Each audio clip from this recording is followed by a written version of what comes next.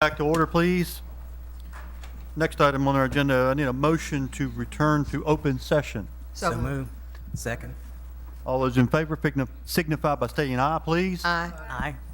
We're now in closed session. Next item on our agenda is to certify closed session. I need a motion to certify closed session that we only discuss the items in closed session, those in the enabling motion, and those in accordance with Section 2.23711D of the Virginia Code. So moved. Second. Roll call, please. Ms. Albritton? Aye. Ms. Bond? Yes. Ms. Franklin? Yes. Mr. Ivers? Yes. Ms. Woolsey? Yes. Mr. Jones? Yes. We have two motions out of closed session. The first motion is for student matter. I move that we expel student A from Montgomery County Public Schools. Need a second? A second. Roll call, please. Ms. Albritton? Aye. Ms. Bond? Yes. Ms. Franklin? Yes. Mr. Ivers? Yes. Ms. Woolsey? Yes. Mr. Jones? Yes. And we have another motion out of closed session. It's illegal. I move that we approve the school board's attorney's request to be reimbursed for travel both to and from Christiansburg to attend the Montgomery County School Board matters. Second. We have a second. Roll call, Second. please. Ms. Albritton? Aye. Ms. Bond? Yes. Ms. Franklin? Yes. Mr. Ivers? Yes. Ms. Woolsey? Yes. Mr. Jones? Yes. And that concludes all the matters out of closed session. The next item on our agenda is honors, awards, and recognition. And obviously, we're going to have some music this evening, so I'm going to turn it over to Ms. Brenda Blackburn, Superintendent. Ms. Blackburn. Thank you, Mr. Jones. It's delightful to see the audience fill this afternoon, and I don't think you came to see us, but we're excited to see your young folks perform as well this evening. As is our custom, we have the pleasure of seeing and hearing some of our young musicians as we kick off Youth Art Month and Music in Our Schools Month. And in addition to the music, you have beautiful artwork at your places on the dais this evening. It's my pleasure to let you know that we have two of our outstanding music educators who will be conducting the groups this evening. We have Denise Burdick from East Montgomery Elementary School and Glenn Chilcote from Kipps Elementary School. And I'm going to ask Dr. Graham if she would do just a little bit more of an introduction for these two groups. Thank you, Dr. Graham.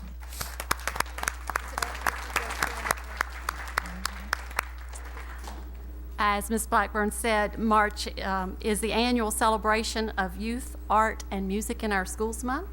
And at your places tonight, you will find several gifts, and wanted to take just a moment and recognize the schools that sent those gifts, and some of the students are here as well. From Christiansburg Elementary School, you should have a piece of framed artwork, if you would hold that up. And students, if any of you are here that have created this artwork, would you please stand as well? And these are from Miss Buttman's class, if she would stand.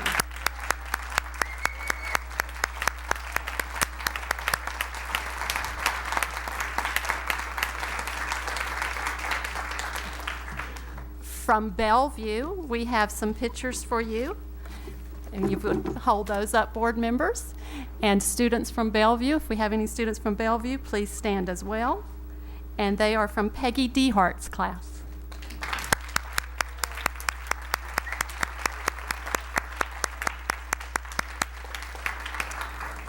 And finally, from Christiansburg High School, you have a mosaic coaster. If students from Christiansburg High School are here, would you please stand? And they're from Joel Gibbs' classroom.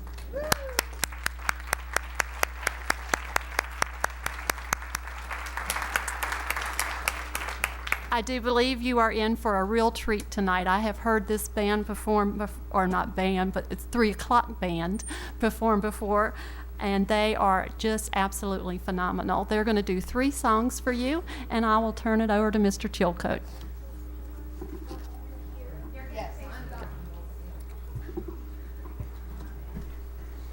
Since they're moving, let me go ahead and share with you that right after Mr. Chilcote's performance, then we're going to have Denise Burtick lead her class from Eastern Montgomery Elementary School. They are the Eastern Montgomery Mustangs, and they will also do some songs for you.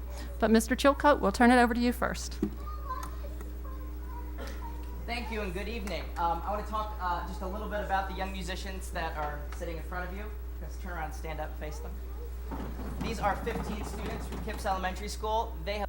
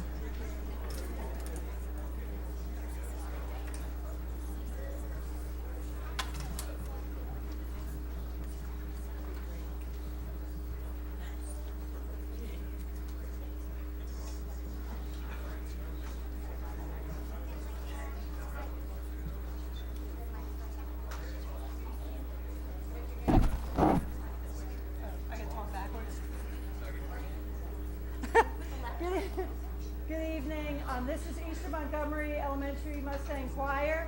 We will be doing I Believe I Can Fly and Yankee Doodle.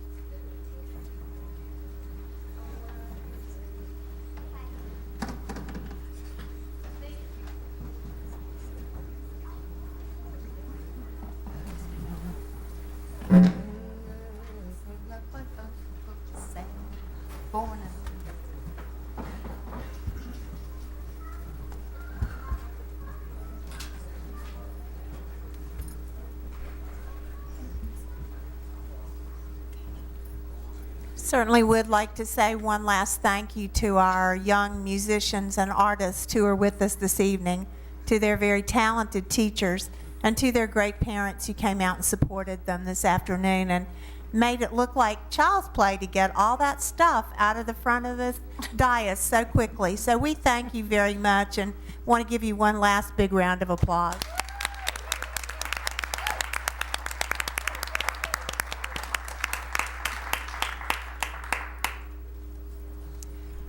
And with that, I think we're going to continue with the recognitions. I'd ask Mr. Shannon if he would come forward and pick it up from here.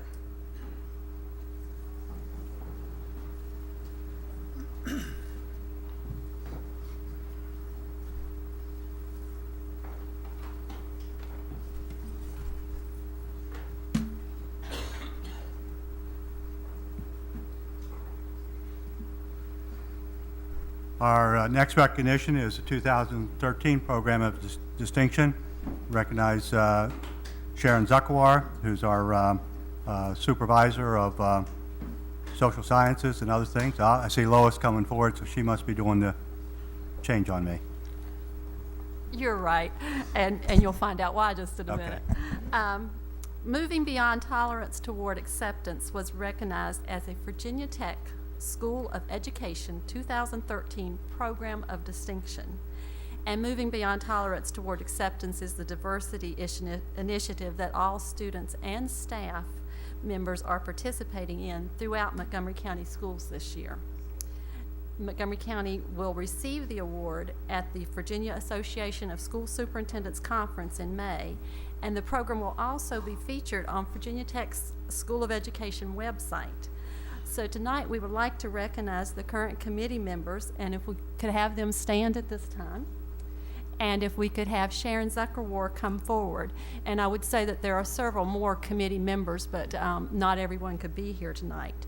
But we're going to have Sharon accept this award on behalf of the committee. She has served as a very innovative and dynamic leader for the committee, and this committee's efforts and work in making this a powerful and meaningful experience for both the staff and the students have just been outstanding.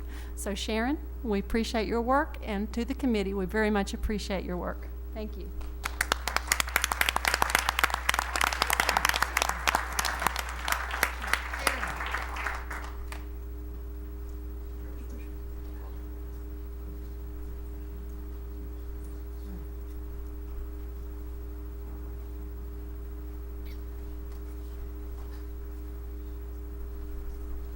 And next is our March Seniors of the Month, and we'll introduce Nelson Simpkins, our Director of Secondary Education, who will introduce this program.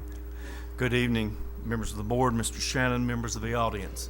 Another special highlight of our board meeting is the recognition of a Senior of the Month from each of our high schools. Tonight we'll recognize March seniors. Their photos and leadership profiles are displayed on easels in the outer lobby, and we invite you to view those as you leave. And I may also say that we now display those for the entire month of March, and you can see those by coming into our main school board office. Our presentation format tonight provides a snapshot of each senior in their own words of how they view themselves. I know you'll enjoy each student's comments, as they are always informative and insightful. It's my pleasure at this time to recognize our principals. We'll go in alphabetical order tonight. Mr. Carl Polly, principal of Auburn High School. He'll be followed by Mr. Brian Kitts, principal of Blacksburg High School. He'll be followed by Dr. Kevin Sears, principal of Christiansburg High School, and Mr. Danny Knott, principal of Eastern Montgomery High School. Will conclude our seniors. Also tonight, following our senior recognitions, Principal Kitts and Principal Sears will recognize state champions as well as state championship teams from their respective schools as follows. We'll recognize the Blacksburg High School boys indoor track team, the Blacksburg girls indoor track 500 meter team, the Christiansburg High School indoor track and field relay team, the Christiansburg High School wrestling team and individual wrestling champions, and the Christiansburg High School diving champions. It is quite impressive the number of state champions that we have that represent our school divisions, and it speaks very highly of the excellent programs that we have in each of our schools. At this time, Mr. Pauly.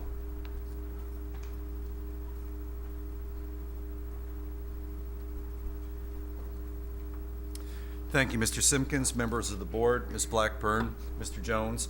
I do need to see if my senior is here. I haven't seen her. Oh, there they are. Okay, good deal. She's here.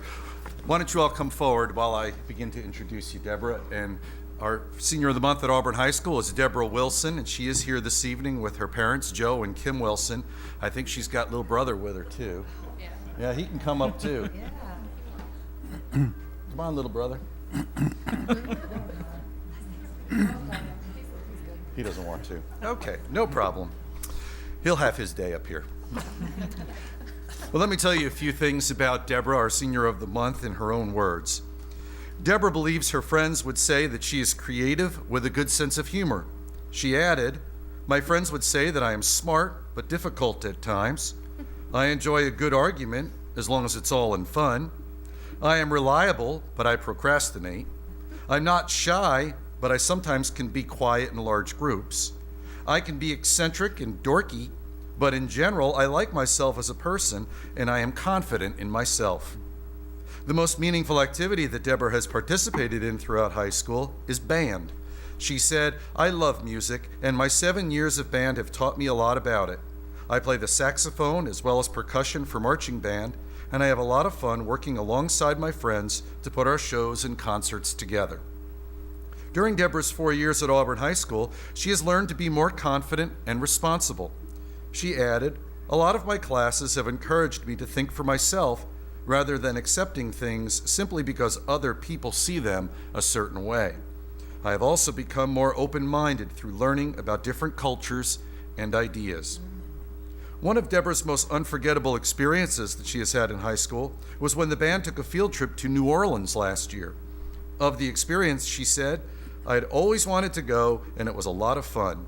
I got to see the Mississippi River, visit the French Quarter, ride a boat through the swamp, and make a float at Mardi Gras World." Deborah is not entirely sure where she'll be in 10 years. She does plan to attend college, but she hasn't decided on a major yet. She knows that she enjoys writing and that she'd like to have at least one novel published within the next 10 years. Deborah added, "I think high school has prepared me for the future by giving me a knowledge base and by developing the skills I will need to be successful in life." We certainly have no doubt that Deborah will be successful in anything she does.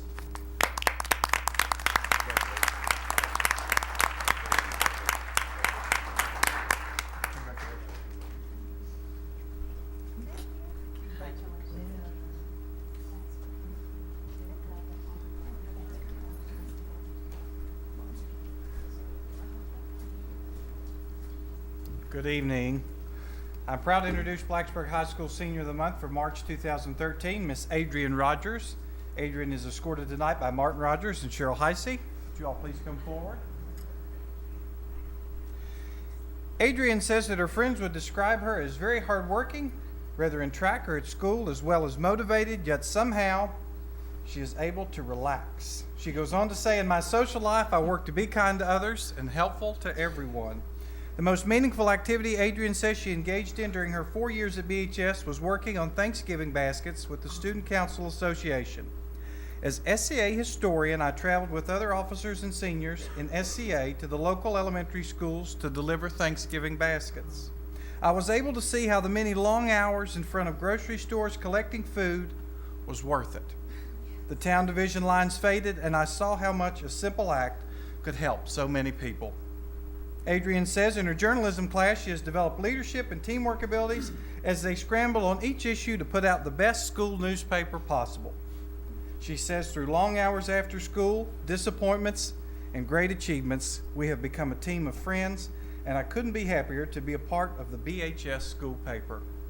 Adrian says the people she has met in her 4 years at Blacksburg High School will be the most unforgettable thing of her high school experience.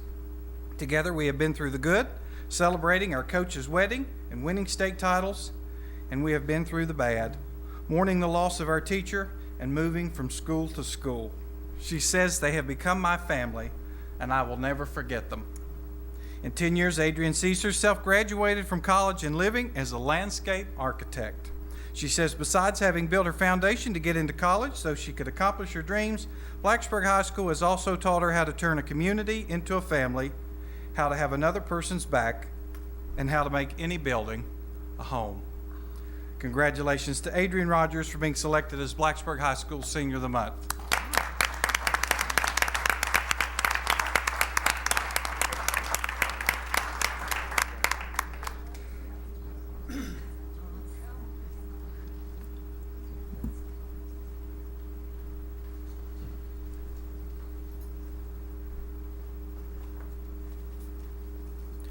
Good evening, members of the board and Ms. Blackburn.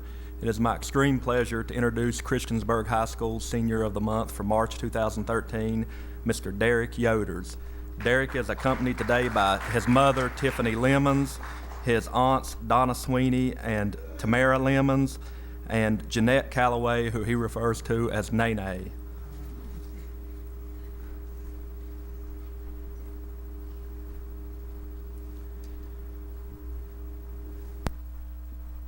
In Derek's words, my friends would say that I'm always happy and that I often act silly.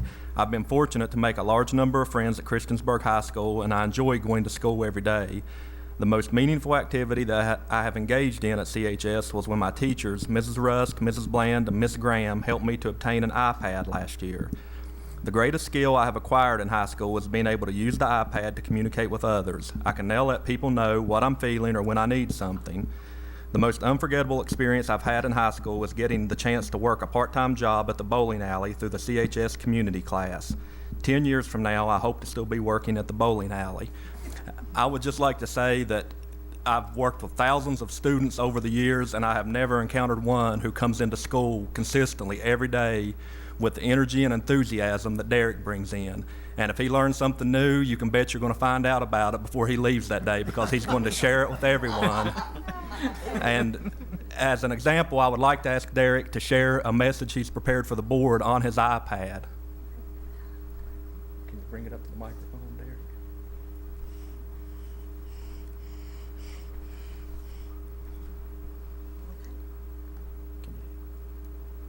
Hit play.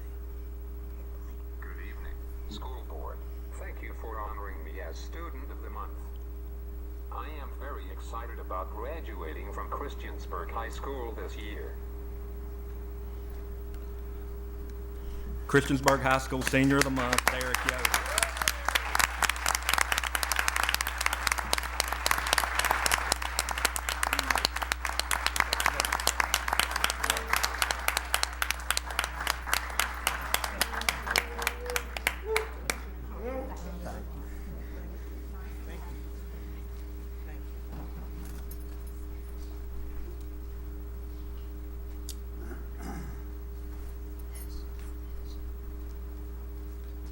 Ms. Blackburn, Mr. Jones, members of the board, it's my honor tonight to introduce to you Eastern Montgomery High School Senior of the Month, Casey Witt.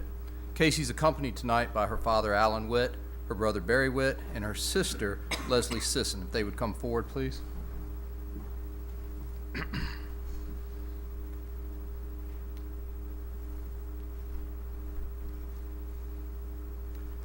These are Casey's words. My friends would say that I am a good person who is always there when needed. They would also say that I am an honest, hardworking person who manages time well between school, work, and sports. I think they would describe me as being a great listener and advice giver as well. The most meaningful activity I've engaged in during high school was volleyball. I love playing volleyball. This sport has taught me how to get along with others and to work together as a team. It has also taught me how to be a leader and to be outgoing. Being part of a team forces you to develop positive relationships with other members of the team because you spend so much time together. Your teammates learn to accept you for who you are, and that creates an unbreakable sister bond. I will never forget the memories that were created while being part of Eastern Montgomery High School's volleyball team. Over the years at Eastmont, I have developed many new skills. My teachers have helped me to think outside of the box and not just to see situations as black or white. This has helped me with life situations and problem solving. I have also learned how to manage my time very well. I have juggled sports, homework, and a job. While learning these skills, I have become a more responsible person and understand what is important and what comes first, which is school. The most unforgettable experience I had in high school was when our volleyball team advanced in district tournament play. We worked as a team and defeated Glenver and Giles. It was the first time in school history that our volleyball team made it that far. It meant so much to me because we actually grew and played together as a team. We stuck together and won. The whole school supported us. It was such a great moment that I will never forget.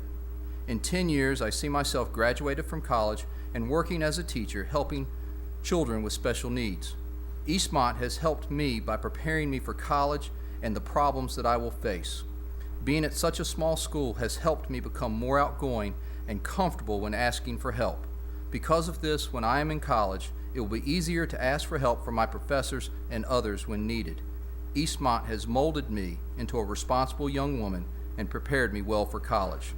Casey is one of the most responsible young people I've ever met in my life, and I know she's going to do well in her future. Congratulations, Casey.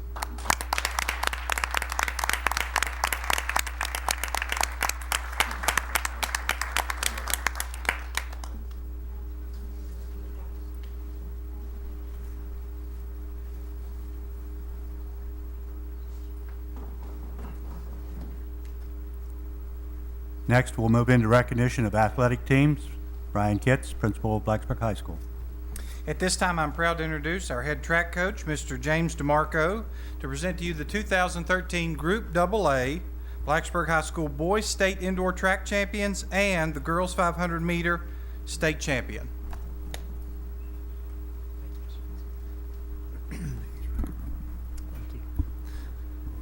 Superintendent Blackburn,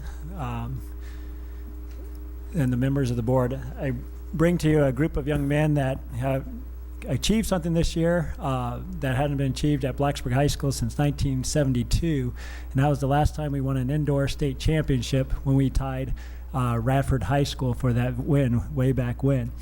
2 years ago, we were really close. We missed it by 1 point to our great rivals at Christiansburg that got us that day. And this year, going into the last event, they actually did a tremendous feat and helped us win the state championship this year. So we are much in debt to our friends at Christiansburg. Let me introduce you the gentleman that won the 2013 state title. To our left is John Henson. John was a member of our 4x200 meter relay team. All right, Aiden or Colin? Colin. We have two twins up here, Colin Ball in the purple. Also a member of our 4x2 team. He also was a 500 meter runner for us most of the year. To his right is Ryan Sims. Ryan was a member of our 4x2, our 300 meters, and our 4x4 teams doing triple duty. To his right was Kenneth Hagan. Kenneth finished third in the 500 and was also on our state championship winning 4x800 meter relay team and also ran anchor leg for us on the 4x4 relay. And then to his right is Aiden Ball. And Aiden was on our 4x2 team that got us 3 points at the state meet. We won by 2. And to his right is VMI signee going to run for Virginia Military Institute next year, Luke Phillips. And Luke was on our 4x8 team and also on the 1,000 meter run, scoring all state honors in that event also. A lot of our members are not here today, including the state meet record holder, Kendall Wiles. She has a lot of schoolwork and she tried to get here but texted me at the last minute saying she wouldn't be able to make it. And I said, that's fine, schoolwork first. But she broke the state meet record this year. Her best time was 1:14.20. 5th in the United States, fastest time. So tremendous ability, only a junior. So we'll have her back next year. Thank you so much for your time and congratulations, guys.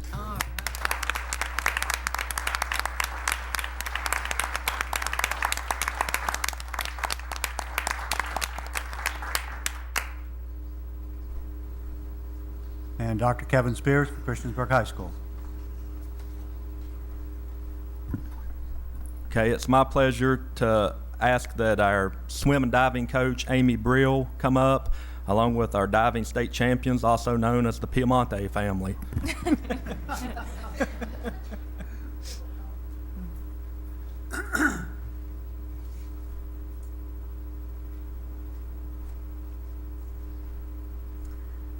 Good evening. It's my pleasure again to reintroduce these two to the board and to the group here tonight.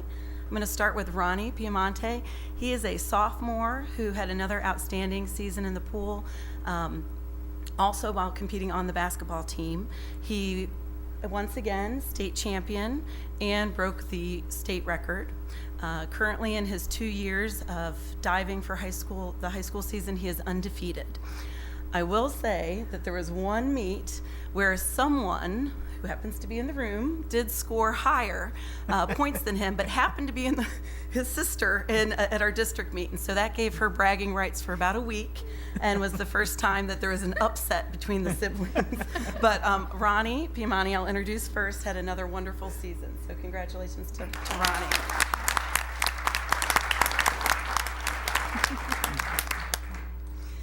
And up next is his big sister, Leah. Leah is a senior, and this is actually the 4th time I'm introducing you to her as a state champion. In her 4 years, she has also broken the state record 3 times, which is an outstanding effort and event. She is also, in those 4 years, undefeated. She recently was named for swimming and diving, the Female River Ridge Athlete of the Year. She is about to be named the All-Timeslin Swimmer Diver of the Year. Will be in the paper soon. We got the call. She got to get her picture taken, so that will be coming out soon.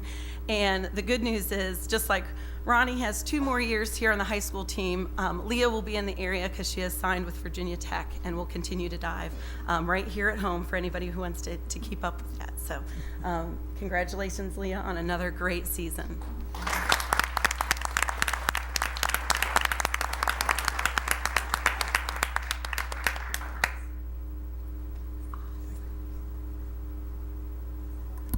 Next, I would like to ask that 4 of the fastest guys in the county come up, along with the slow man who coaches them.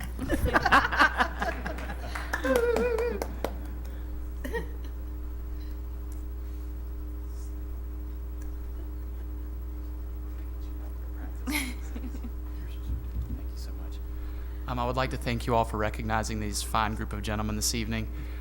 These guys stepped on the track in the last event of the AA State Championships, and there was a lot on the line at that point. There were 4 teams vying for 3 spots, and we knew there was it was going to be one heck of a race, I guess you could say. And these guys definitely took a lot of pride and do take a lot of pride in this event. It's one of the most exciting on the track at the end of a meet, especially when it comes down to getting a trophy and not getting a trophy, and these guys definitely took care of business. They came in as the 2nd best ranked team in the state, and they left as state champions that day. So they missed the state record by 0.8 seconds, but we're right there. The order of the relay was Joey Augustine led us off, which then went to Zachary Chase, who is a future VMI signee as well, so he'll be teammates with our Blacksburg Bruin, Luke Phillips.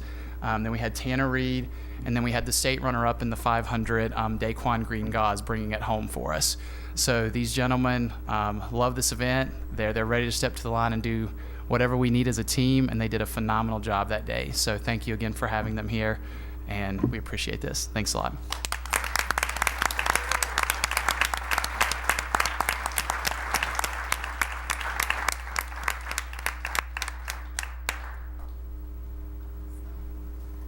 And finally, I would like to say, before asking Coach Weber to come up, that prior to this year, I had never attended a wrestling match.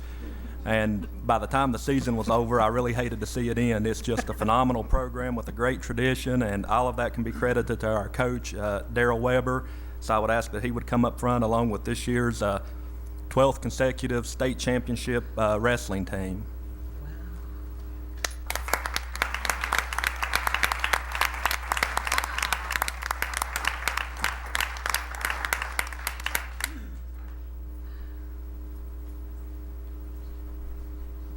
Superintendent, Board, I want to thank you for bringing us here and recognizing us this evening. I'll start off, I've got 2 of my assistants with me, Coach Lowe and Coach Close over there, and Coach Taylor, I'm sorry. I'll start by introducing the freshmen. We've got 1 freshman, Creed Lump. Creed took 3rd place in the state this year as a freshman. Then we have 2 sophomores here, David and Dorian Giantonio. Raise your hand, David. There you go. They both took 7th place in the state this year. We've got one junior, Coy Ozias. Coy won states. He's a 3-time state champion now. And then we've got several seniors here. We've got J.R. Wirt. J.R. is a 4-time state champion. We've got Joey Dance, 4-time state champion. Gabe Lump. Gabe took 2nd in the state this year. Brandon Janelle is a state qualifier. And Zach Epperly, 4-time state champion. Couple things about this team. This team really made some outstanding accomplishments this year. We have 3 4-time state champions on this team. Since 1959, there's only been 16 4-time state champions in the history of the VHSL, and we had 3 on one team. I only know of one other team in the entire nation that has had 3 4-time state champions on one team, so that's quite an accomplishment right there. And then we also, by winning our 12th consecutive, we tied the state record for the most consecutive state championships in any sport in Virginia. So this team, dealt with a lot this year and really came through. And in a lot of people's eyes going into the state tournament were kind of vulnerable, and they came in and won by over 60 points. So they really stepped up. It's a very impressive group of men here, and I appreciate you for introducing them.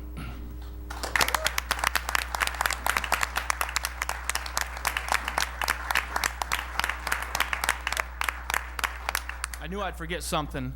Out of those seniors, J.R. Wirt is going to Rider University.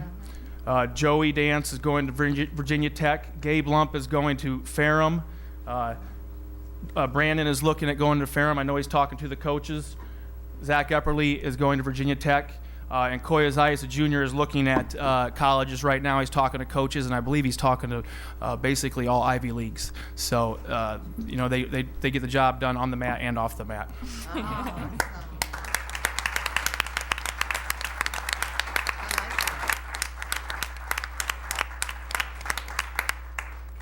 At this time, we'll take about a 5-minute break, which will allow board members to greet any of those who've been recognized tonight. So if you've been recognized, hold on a few minutes.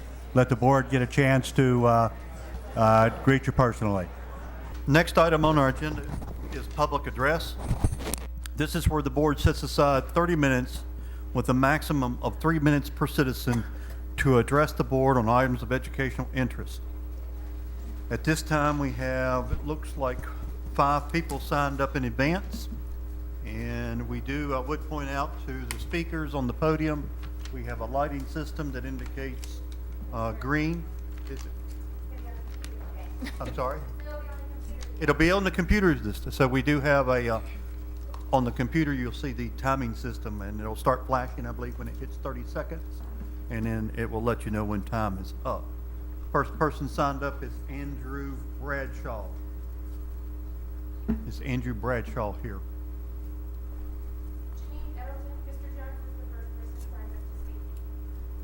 The next person is Casey Hodges. Huh?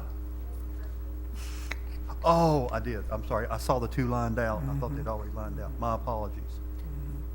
Janine Edelton. My apologies.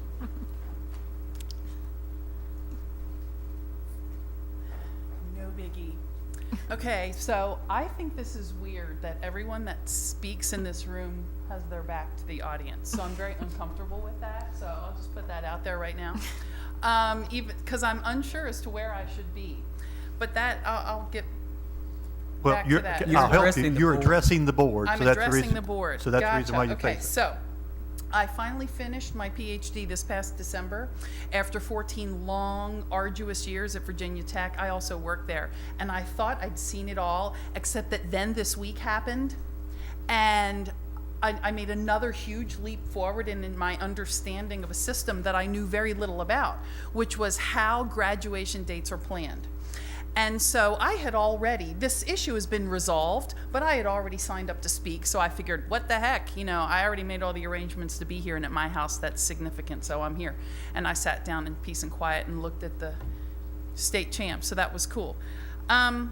So I thought I'd seen it all, except that now, like, I've learned so much, and there's so much to be taught about what I've experienced in the past week, having seen this system operate and not, that there's this textbook swimming in my head, and it needs to be written, because there's so many bigger issues that I learned this week.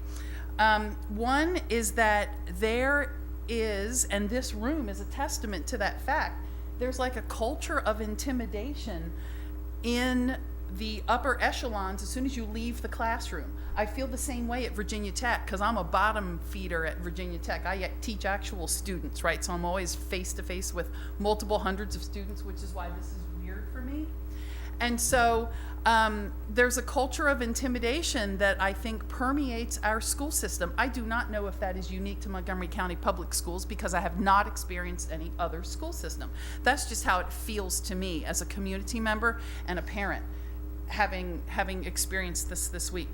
And then without explanation offered for some of the questions that were asked, I was left to my assumptions and my imagination, and I went to dark places. And I was very uncomfortable with that. I didn't like it a bit.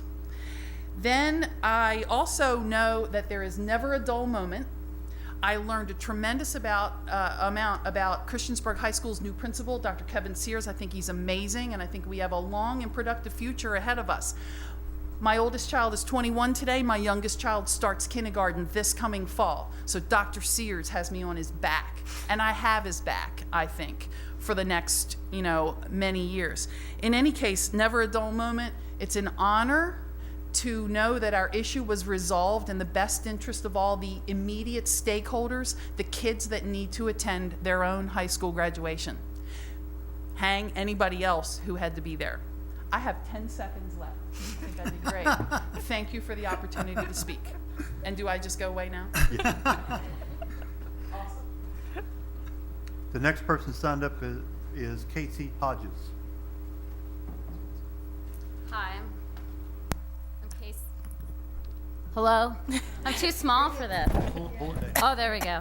I'm Casey Hodges, and I live at 1223 Village Way South in Blacksburg. I'm deeply disappointed in your decision to cut positions out of the schools, particularly Blacksburg Middle School. I do not understand the justification for it. For many years, these teachers have worked hard doing their jobs for the students of Montgomery County. 4 years ago, when the roof caved in at Blacksburg High School, the teachers were asked to adjust their schedules and welcome a new school into their space. Then 6 months later, they were told, sorry, time for you to move to Christiansburg. We're giving away your building.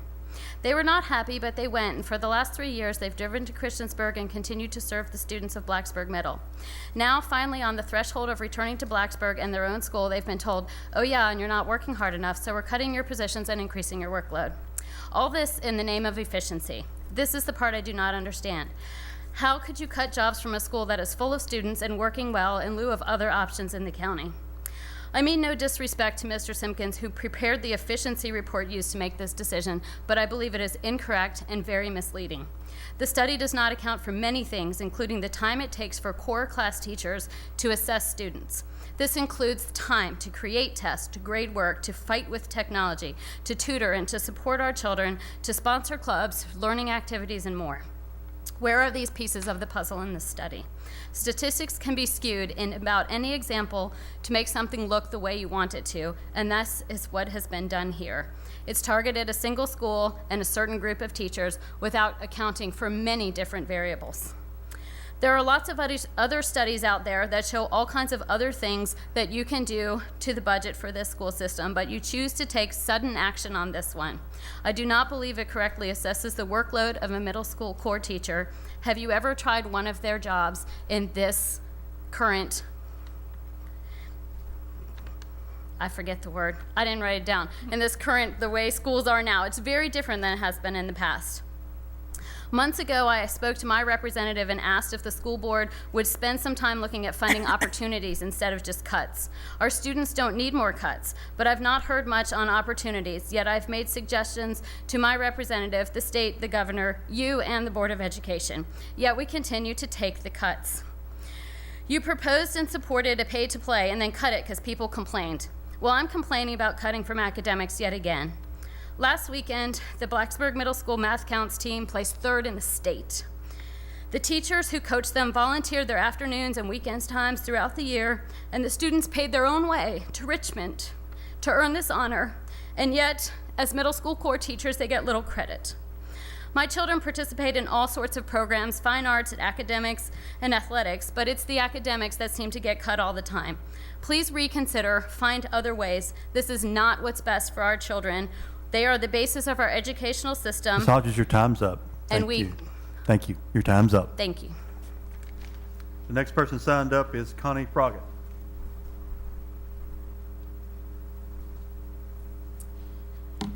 Hello, my name is Connie Froggatt, and I reside at 1751 Brush Mountain Creek Road. And as we go into the next phase of the budget preparation, I would just like to make a few comments.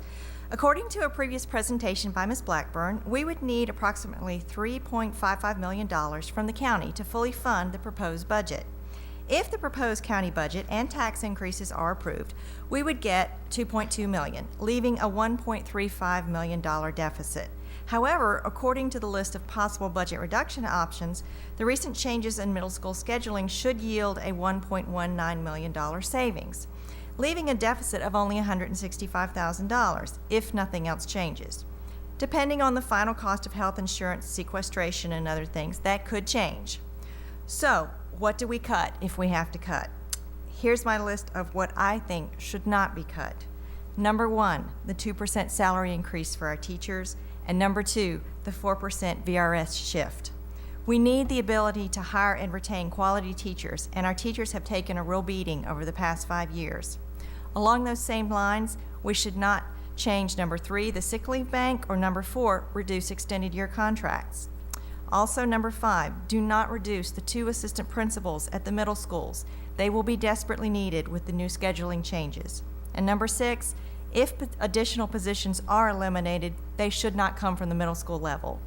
If by some small miracle we actually came out in the black, my number 1 priority would be to restore lost positions, especially the assistant principal, athletic director positions at the 4 high schools and some of the middle school positions which were recently lost, which might allow them to spread out the transition to the new scheduling model.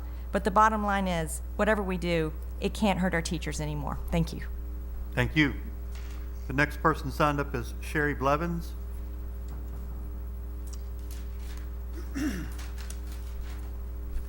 Good evening, Mrs. Blackburn and the school board members. My name is Sherry Blevins. I'm at 240 Virginia Drive, Christiansburg. I'm here to address the continued issue and safety concerns at Falling Branch Elementary School in regards to the park and ride.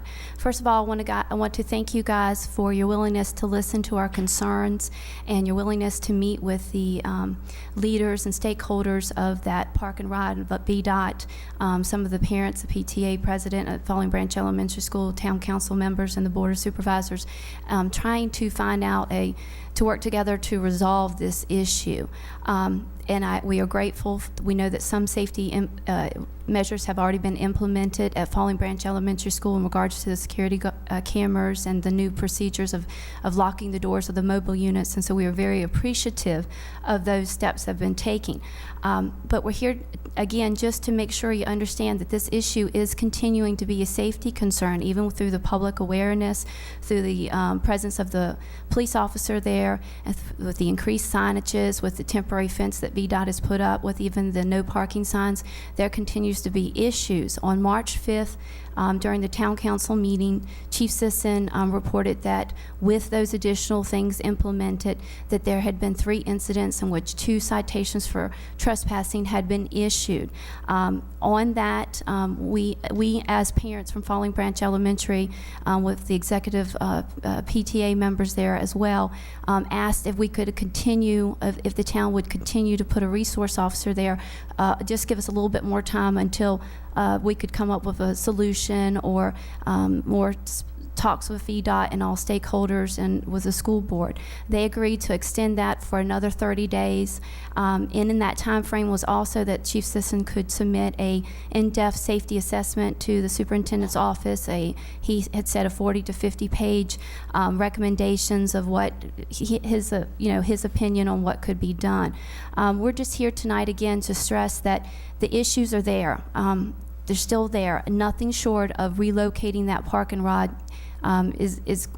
we can we appreciate and we want to do everything on our part and the school board can do to keep our kids safe. But we realize that the long-term goal is to have the park and ride relocated.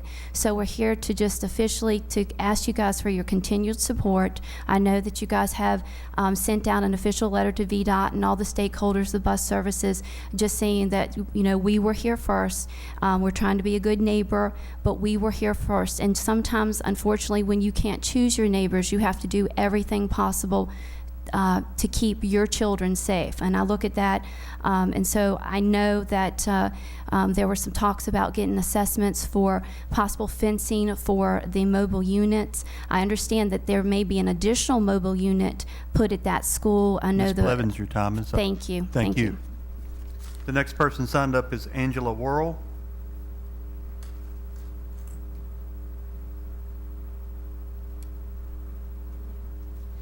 Good evening. I'm Angela Worrell. I live at 155 Pine Hollow Road in Christiansburg.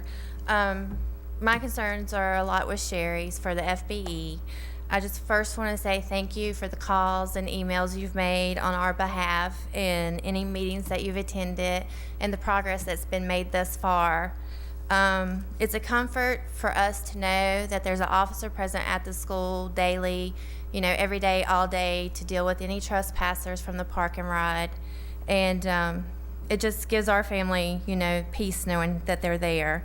And I know I've heard that the park and ride cannot be relocated. So my concern is if it can't be relocated, then I think it's in the best interest of the community to close it.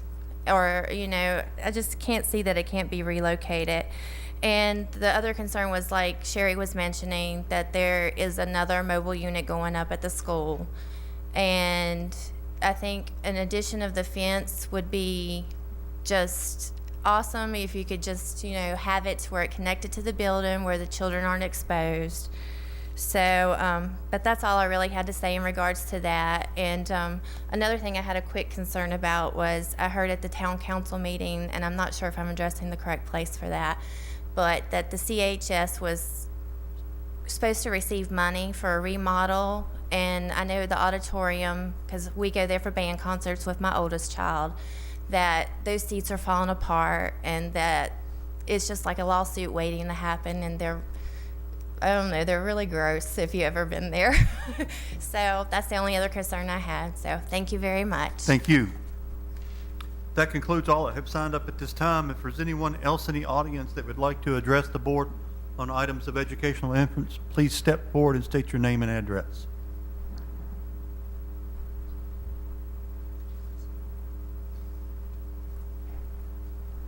Hello, my name is Andrew Bradshaw. I live in Christiansburg, Virginia on Summit Ridge Road, 475 Summit Ridge Road, Christiansburg, Virginia, 24073. I'd just like to address Madam Superintendent and the board very quickly concerning graduation. I know that date was resolved today, and I would like to thank you all very much for resolving that and allowing us to proceed on with our plans. I would also like to publicly thank Dr. Sears for his managing of the situation. I believe he was a fantastic leader as the principal at Christiansburg High School, and he worked very hard, and I'm very appreciative of what he did. Also, with me being the senior class president, I've been able to work with him on many occasions, on many projects, and I believe that you all have made a stellar pick in him, and he will be very good for Christiansburg High School in years to come. And I'd like to thank you all very much for that. Thank you. Thank you. Is there anyone else that would like to address the board at this time? If so, please step forward and state your name and address. Seeing no one, public address is now closed. Thank you all.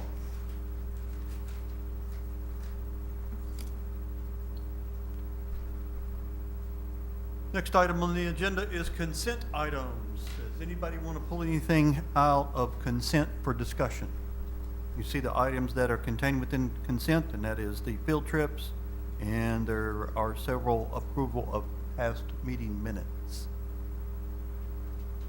Anything for consent? Hearing none, items approved on consent. The next item on the agenda is the personnel report. I need a motion to approve the personnel report. So move. Need a second. Second. Any discussion on the personnel report? All those in favor signify by saying aye. Aye. Any opposed? Aye. Motion carries. Next item on the agenda is the financial reports. We have need a motion to pay the bills. I move we pay these bills. All those in favor signify by saying aye. Aye. Any opposed? Next item is the financial summary report. We need a motion to approve the financial So summary moved. report. So moved. Second. All those in favor signify by saying aye. Aye. Any opposed? Motion carries. Next item on the agenda is the superintendent's reports, recommendations, and announcements. Ms. Blackburn. Thank you, Mr. Jones. The first item this evening is the approval of the Montgomery County Public Schools Gifted Plan for 2013-2018. The plan was presented for information at your last meeting. I've recommended it for your approval this evening. I have Ms. Diane Naft here, who will be happy to answer any questions that the board may have. I just have a question regarding, Can we go a motion and then second and then go into discussion on it? so moved. Okay, I need a motion. Second. Motion to approve. Okay. Second. Second. Okay, now discussion. Thank you. Okay. With our gifted program. Yes, you ma'am. know, as I mentioned 2 weeks ago, some concerns about the second grade and those funds being cut. But how is our program looking overall as far as our student population being represented? Little different from, I guess, special education that reports a disproportionality. What we do is report numbers through our division, and then the division does that at the end of the year, and then the state then brings us back those numbers. So I don't have a full report until that is done, and right now we're in the middle of identification. So this is a spring identification, and lots of information and things are going on right now. What I did do is just to be able to give you some information. We have in our goal, I guess it was goal E, talked about the equitable representation of students, and that's really been a concern of mine in the last couple of years, to make sure that we're looking at our identification process. And so if in that section of our plan, you'll see that we are looking at those 4 areas: the disadvantaged, the disabilities, the ESL, and the culturally diverse students. And so I looked at those numbers, and I feel pretty sure that at the end of the year, we're going to be at that level or above. I looked at 158 students that are in those 20 different categories, and those being part of the gifted population, that's about 12%. So I think we're going to hit over top of that 12%. Okay. But I'll be glad to put all that together for you once we finish this identification process.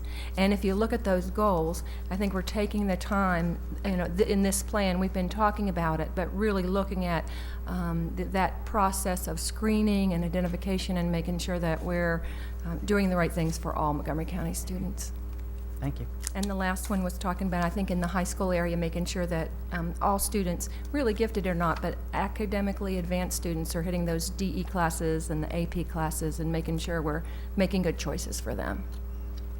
Thank you. Any additional questions? Yes. Yes. Go ahead. On page 10, Of the plan or the goals? plan, I believe, yeah, the plan on page 10, you talk about a gifted staff. Correct. Who's on the gifted staff? The gifted staff currently is, we have 10 resource teachers and myself as the supervisor. So does every school have a resource teacher? Every school is represented by a resource teacher, but the resource teachers travel. And so each resource teacher either shares 2 or 3 buildings, depending upon the number of identified students in those buildings. On page 14,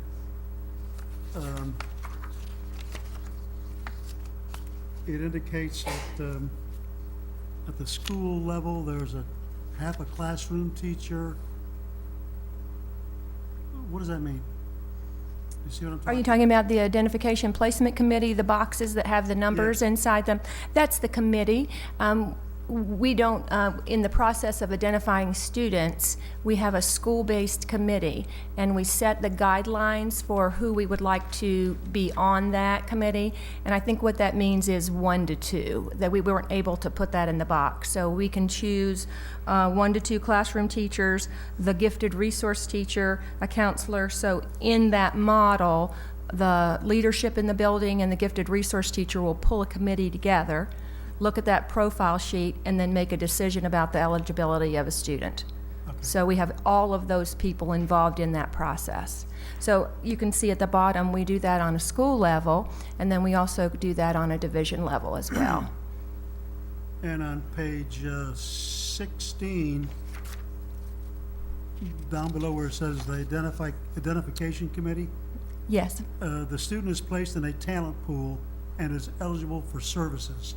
correctly. What exactly services are we talking about? Those services are exactly the same as an identified student in that area. So our resource teachers are not only meeting the needs of the identified students, but also those students that have potential. And we started the talent pool about 6 years ago. That opens up that window for those primary, those kindergarten through 3 students. And then we look for those students with that potential. They work with a gifted resource teacher once a week. They're classroom teachers. We talk to them about differentiation, providing enrichment, and then they go through that identification process again when they're 5th graders. But it gives them time to grow. And we'll have students then that won't have those opportunities at home and might be coming in as really non-readers but high thinkers. And so we're finding those students kindergarten, 1st grade, where I think parents and teachers as well are a little concerned about, should we go ahead and label them, put an identification on them as kindergartners?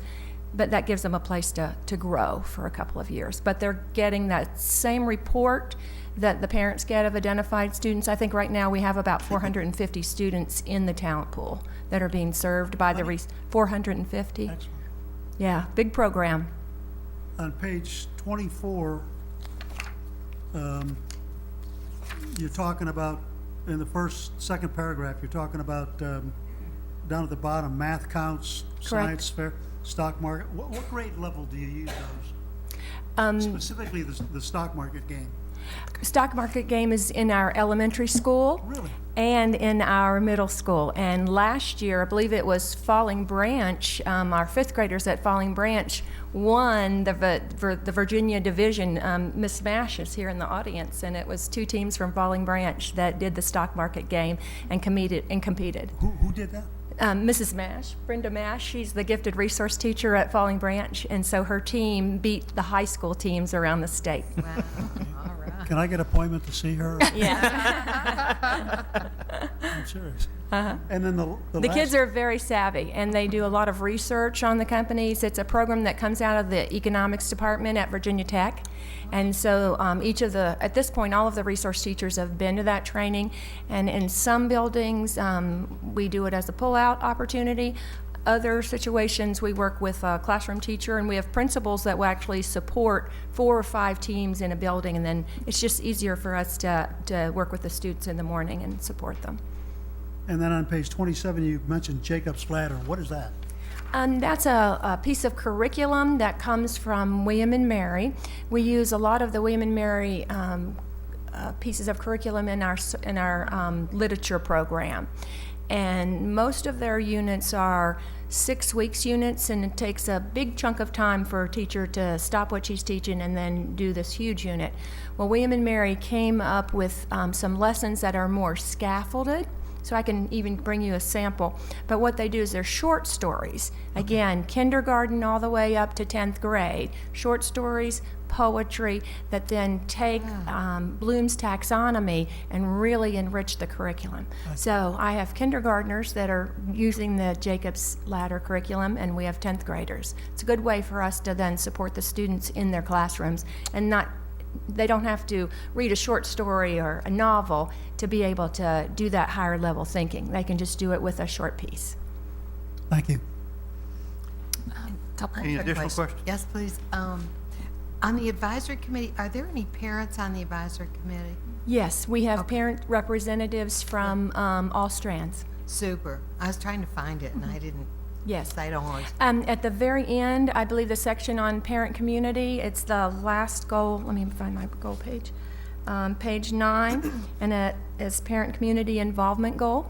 And then the GAC was a big part of putting this piece together Great, for the thank plan. you. A couple of questions. In your delivery of services, the first goal talks about cluster grouping methodology and how you're going to, I guess, the date due. Does the date due mean when you're going to start doing this, I guess, or? We've done cluster grouping in Montgomery County for years, but the date due is just, let me reference the, where are you in the? Goal. The document about goal Okay. delivery of service, and it's the first one. My main question is just, is this something going on, and how do you really address this at the middle school level, working with principals and guidance counselors to make this happen? Right. I work with the directors and sending out information to the principals. And I think the reason we put every semester 2013 to 18 because we wanted to start each year with that. So at the end of the year, when we're looking at our students and looking at where they need to be for the following year, so we're looking, because we identify in language arts and mathematics, so we're looking at reading level, we're looking at what coursework they took in mathematics. And then the leadership in the building then puts the students in cluster groups and then gives individual or more than one teacher, but 2 or 3 teachers within a grade level, a group of those students. Okay. And then my final question is just after last year's budget season, when we did have reductions in your area, are you feeling lots of pain because of that, or how are you adjusting? Well, I think we are adjusting. It'd be nice to get positions back, but the resource teachers, we've done whatever we need to do to make sure that we're meeting the needs of the students.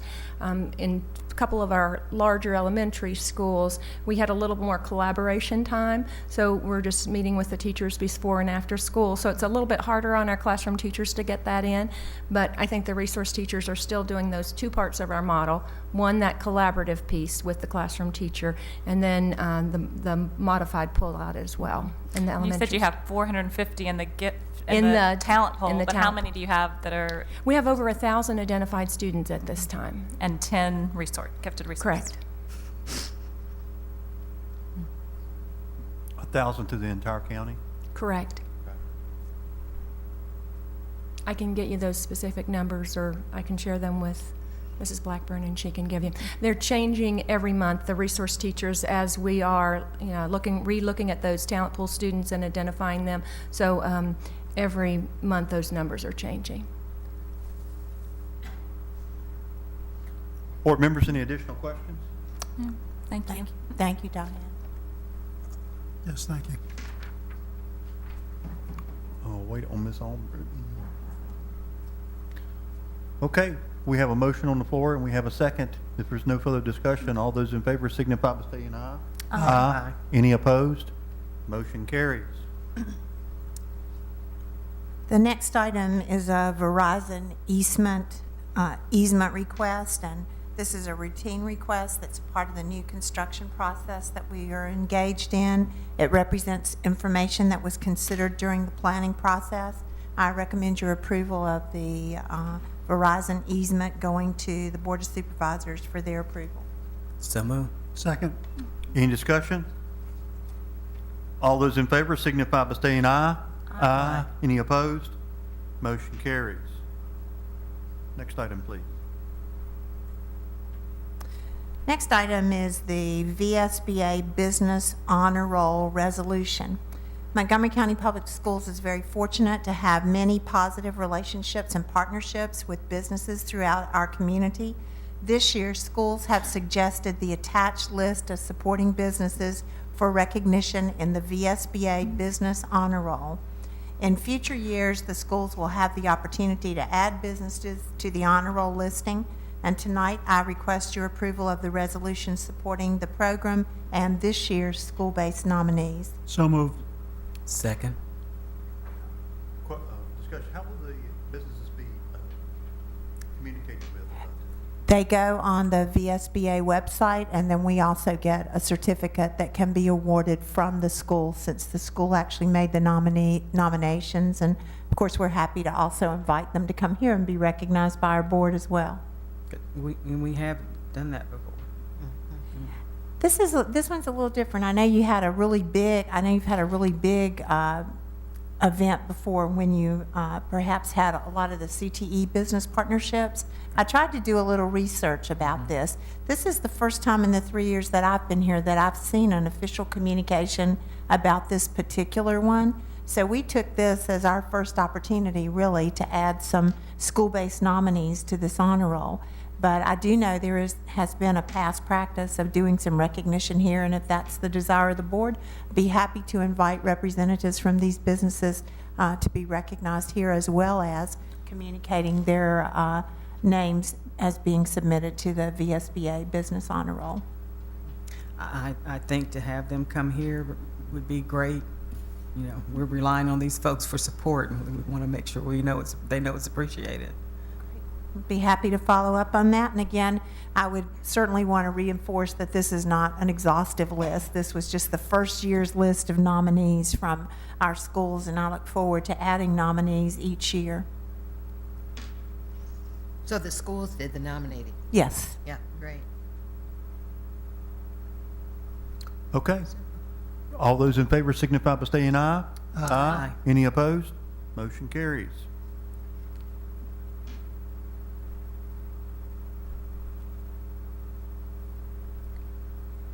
The next agenda item is our special education annual plan. The plan is an annual requirement, and Ms. Gilly will speak briefly about the document before you and entertain any questions that you may have. Thank you, Ms. Blackburn, Mr. Jones, and members of the board. You've been provided tonight in your packet a copy of the special education annual plan. I know certainly Ms. Franklin and Mr. Jones will remember the annual plan used to be 2 large notebooks. The U.S. Department of Ed mandated paper reduction when they authorized the federal law for students with disabilities, and it's now down to about a 15-page document. It's not to reflect any sort of methodologies or strategies or service delivery models. It simply is a document that states that we are in compliance with state regulations. It also includes our budgets for our federal flow-through monies for school-age students as well as our preschool students. There is no difference in this year's plan as in last year's. The content is basically the same except for the updates of implementation. And our special education advisory is mandated to review and approve the plan prior to you all getting it for your review and then approval. And they have done that as of last Monday. Are there any questions? Can I have a motion for approval first? So moved. Is this? Yeah. Okay, the my first apologies. reading. My apologies. So, how will or could sequestration affect this program? We have been recommended through the Department of Ed that we could anticipate a 7 to 9% decrease in our federal flow-through funds. They recommended that we put in what we anticipate, and if there is a reduction, I have a backup plan as to where that will happen within the budget that I've submitted. I have already taken out many supplies and equipment funds that used to be in there. I've rolled it over into personnel because there hopefully will be raises and we'll have to accommodate for that. But once they send us our exact allotment, then I'm well prepared to trim the budget. And then I'll ask the same question as I did with Ms. Knapp. What do our numbers look like as far as our population? We currently have a little less than 1,000 students in special education. We do have good representation across all groups of disabilities. In our December 1 count, we do identify the number of students by label, by level of service, by ethnicity. So we have that information. And with the heightened awareness of autism and the many different levels, Are we seeing more students being identified and? Yes, we are. And we were notified by the state at the end of last year that we were slightly disproportionate in identifying white children with autism. It's not solely a Montgomery County issue. I watched Senate hearings all one weekend where this is a national issue. Lot of students being identified with autism, both through school systems as well as students coming to us from clinics and evaluation centers, psychologists, psychiatrists outside of the school system who have applied that label to children. So we have a plan that we submitted to the state as to how we would really monitor very closely those evaluations through our autism team, as well as the eligibility process, with me personally reviewing all of those records of students. Thank you. Is autism the umbrella for everything, including Asperger's kids and stuff like that? Yes, it is. Asperger's, Asperger's. pervasive, Asperger's, I'm yeah, sorry. Asperger's.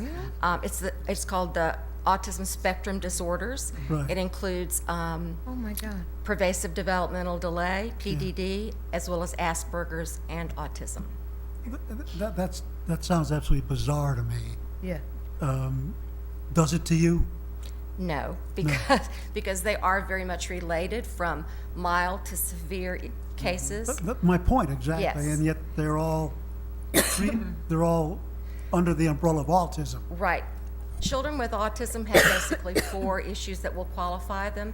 Children with Asperger's won't have 2 of the symptoms that children with autism, because it's sort of a milder thing. It's more social and communication issues. And then PD is basically for very young children where you're not sure yet if they truly are going to fall under that spectrum, but they do have symptoms of autism. But it's We will continue to disagree. it's far more recognized, sometimes probably misdiagnosed, because it's a list of symptoms. That's my point. Absolutely. That's exactly You're my right. point. You're right. And that's what they're seeing nationally. They're trying to figure out how do they close that misidentification issue. Yeah, thank you. Thank you, Chris. Thank you. You'll see that on your next agenda as an action item. The next item this evening is a Can I presentation. interrupt just for a minute? Yeah. Is there any way I can get a hard copy of this? Because this is hard to follow. Sure. Can Can we do that, Chris? Can I get a hard copy of this presentation? Am I the only one that needs a hard copy of it?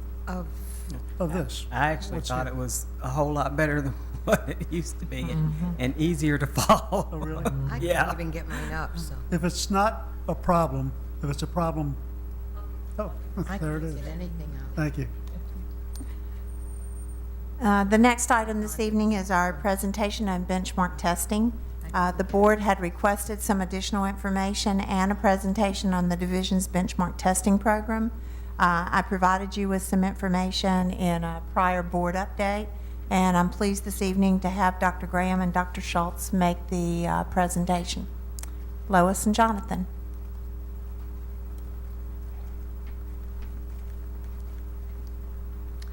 Good evening again. It was my pleasure at first to have the band and the chorus, and this won't be quite as exciting, but we really think it's exciting. So just wanted to start by saying thank you for allowing us to share tonight. We are excited about the opportunity to bring you information about benchmarking, because benchmarking has had a powerful impact on us district-wide. We believe the incorporation of benchmarking was a keystone in leading to increased student success since 2008. And we appreciate the opportunity to share a little bit about that with you. It's a large topic, and we've tried to narrow it down to some minor, or to something manageable for tonight. You will see on the PowerPoint, the first thing I have up is a definition. I included a definition of benchmarking. Basically, the difference in benchmark assessment versus a classroom assessment is that benchmarking is the same assessment for every child in a grade or course district-wide. And the assessment's given throughout the year, so it can be used diagnostically. As we progress tonight, we will share several ways the information is used diagnostically to the ultimate benefit of both the students and the teachers, and hopefully the parents. Some basic information, let me just share that we administer benchmarks in grades 3 through 8. In reading, we like to do that 2 times a year, and typically in math, we administer 3 times a year. This year only, we're doing a 4th grade Virginia Studies benchmarking as well. We'll just do that 1 time, and we're doing it because this is a change in our curriculum this year. So it's kind of a safety measure to make sure that we aren't missing any of the standards and letting teachers know if there's anything they need to revisit, since this is the first time we've taught the comprehensive 4th grade history class. Time involved on the high end. Time involved for benchmarks is 90 minutes to 2 hours. That is on the high end because our first assessment is shorter. And then the rigor increases as we do subsequent assessments. And we're trying to ensure that students have mastered the curriculum for the year. So as the year goes on, we make it a little bit harder. Interactive Achievement is the company that we contract with. They are the premier company in Virginia. 105 of the Virginia school systems selected to use Interactive Achievement. And that's basically because they have an outstanding support network, and their standards, their benchmarking is very specific to Virginia standards. Their system allows teachers to use a bank set of support questions, and it allows the districts to create their own passages as well. So we create our own benchmark assessments using their tools and our own schedules. Benchmarking is really a state expectation, and Interactive Achievement has captured the Virginia market, but other companies certainly do provide the services as well. When you're looking at assessment, you look for a balanced system, and benchmarking is part of that balanced system. But when you look at assessment, you want to have teachers that are doing daily observation. That's a form of assessment. You use teacher-made assessments or assessments from an adopted series. You also use county assessments, and then of course we're all very familiar with the state assessments, the SOLs. But what that allows is lots of snapshots of student performance. What benchmarking helps us do is provide that comprehensive system. And by that, it gives us insight into the performance on the same assessment to every child, in every class, at every school, across the district for those tested areas. The value to the district is that it provides a way to look at individual students, to look at specific classes, to look at specific grades, to look at the entire school, or to look at teachers and evaluate their success in the instructional decisions and how we can help. Likewise, teachers can use that same information from a benchmark assessment. They can look at how every child in their classroom performed. They can evaluate question by question to see if they taught that question well. And then teachers often seek assistance. If results show that one teacher down the hall is getting great results and another one, that skill didn't go so well, then they can talk and determine what to do about that. It also gives a lot of reassurance. They're on the right track. Ultimately, we want this to be a tool that helps parents. It encourages teachers to talk with parents and to students about what to work on and what they're strong at. We want to promote collaboration among teachers and schools. What did you do that worked well?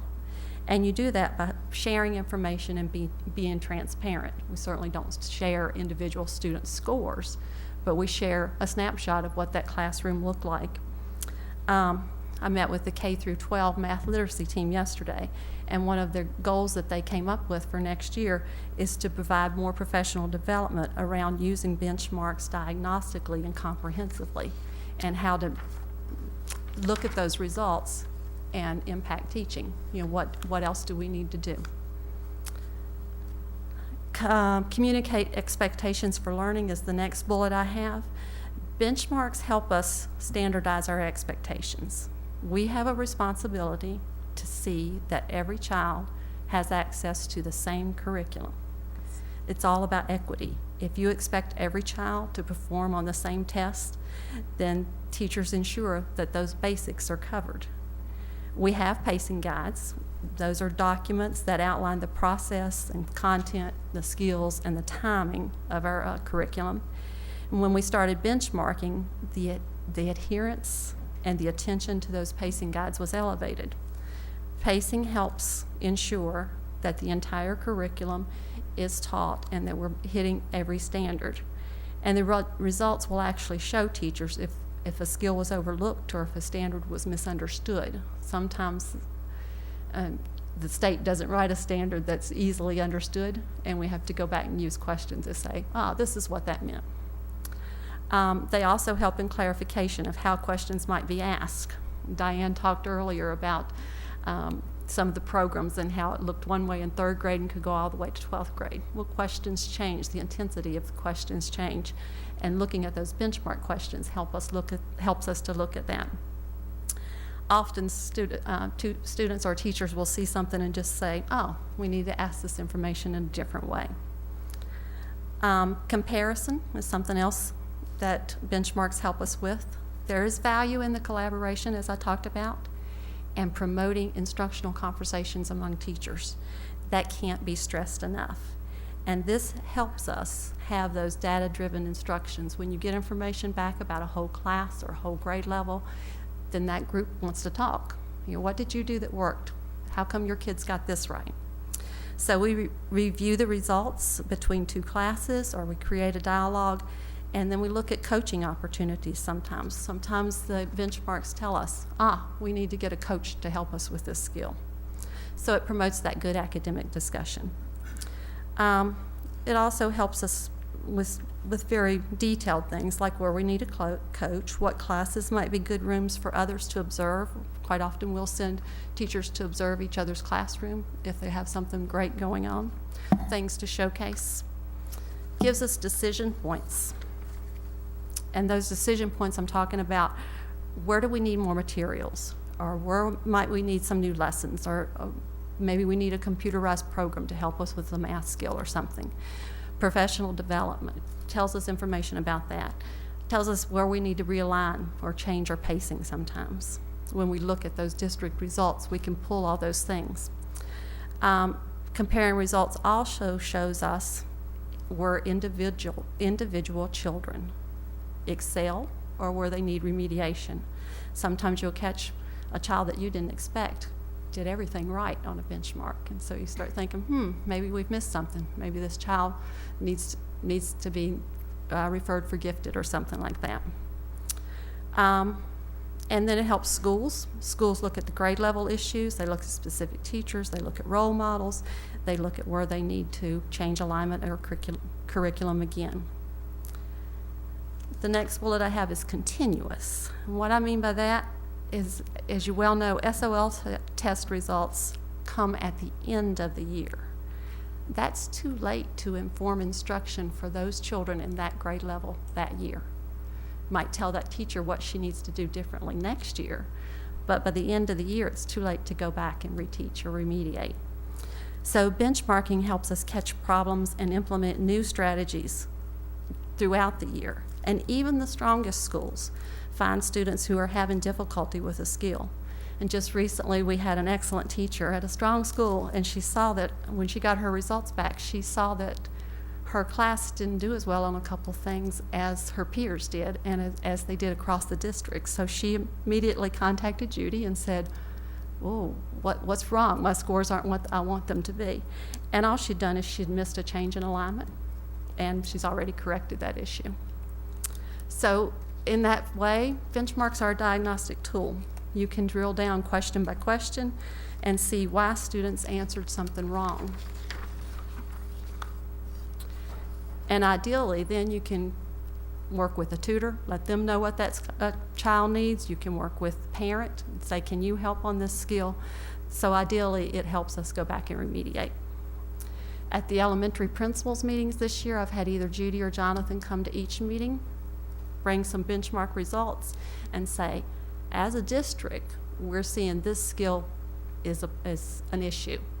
And here are some tools that you can give teachers that might help with that. So that constant monitoring has become an integral piece. and not as an I got you. You know, we're not trying to get teachers and say, wow, you didn't do this right. But we are trying to say, what can we do to help every child? And so that's why we're looking at those results and saying, what strategy will help here? A lot of people ask about the prediction factor with benchmarks. And if you're at the top on benchmarks, then we will expect that you will be in good shape for mastering the course or the grade level curriculum. And if you're at the bottom, then we know that's a child that we might need to do some remediation with. It comes back to, it isn't wise to wait until the end of the year to find that a student or even a class needs assistance. So we want that feedback throughout the year. We also look at student practice and comfort, and I should have put student and teacher practice and comfort, because the benchmarking does mirror SOL assessments in a lot of things.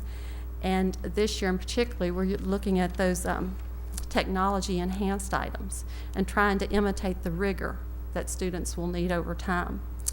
And Jonathan's going to show you a little bit more about what I mean with that in a few moments.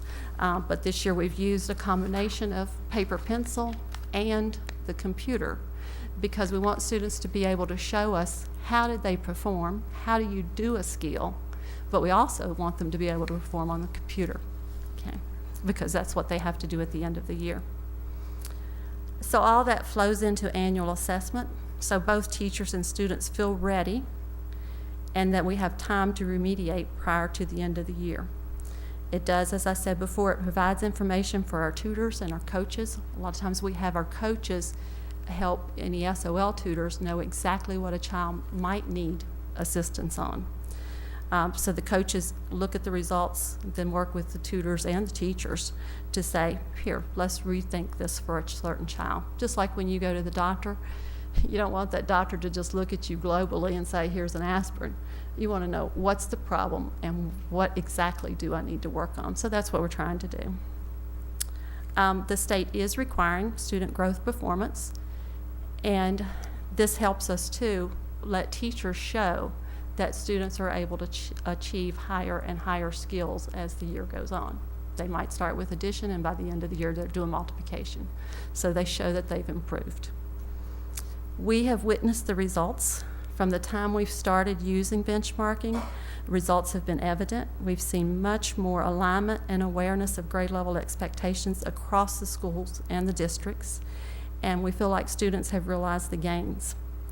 I also wanted to mention the longitudinal data system. This is one place where the state has given us some support. The state pretty much expects benchmarks, and they offered a grant, which we applied for, and Montgomery County and 12 other, or a total of 12 divisions are in the consortium. We received the grant that we wrote. It's a $427,000 grant, and our part of it is $73,000, and that will, what the longitudinal data system will do is house the benchmark, and it allows us what I would call one-stop shopping, because in the system you can look at the whole child, because it will house the absences, the discipline, the SOLs, the grades, the benchmarks, and the interventions that we're using. So we will have one platform to look at that, so we can look at children and create things like watch list of what children need help. You know, how did they do in the remediation classes? Are they on target for graduation? So that's one place where the state has supported us with that grant, and we will be able to use that system for 2 more years without any additional cost. We are living in the age of accountability and technology, and so this platform combines the two and uses technology to assist us with accountability for performance and ensuring equity to all students. And then I just wanted to share that benchmarks help us focus all of our energy on the same sets of goals for about $53,000. That covers all the tests that we're giving with no setup cost or anything like that. They've been one of the most important pieces in helping us move forward because it's a timely progress check, and we are held accountable for progress, and this helps us check that progress on every level. So what I've asked Jonathan to do is to share with you a couple of examples. And Jonathan, I'll turn it over to you. Thanks, Lois. Good evening, everybody. The most powerful piece, I guess, one of the most powerful pieces of the computer platform that we use for interactive achievement is the ability for the kids to be familiar with taking the test on the computer, but then, more importantly, for the system to score the tests for the kids and then allow a wide range of reports for the teachers. So essentially, teachers can slice and dice the data to really narrow down on what the instructional issue is in their classroom. So I want to share an example. This is district level data from 3rd grade, but one of the key points is that using this system, it allows us to look at things at the district level, at the school level. A principal can look at a grade level. A couple teachers can get together and look at a grade level. A teacher can look at a classroom. A teacher that teaches multiple classes can look at one class compared to another, all the way down to how did one student do on any given question. So for example, this is a new 3rd grade item. This is reflective of the new 3rd grade SOL tests. And initially at the district level, when you first look at this item, you say, this is not good news. If we have only 53% of the students able to answer an addition and subtract, or addition and subtraction word problem. But the powerful piece for me, and what I can do with this information and then take it back to teachers, is to look at the information about what did the kids do who answered it wrong. So if you look at this item in particular, you got a kid who's reading books for school. We got to figure out how many pages are in each book. He's read some. We want to know how many are left. Okay, so this is an item that could show up on the new 3rd grade SOL test.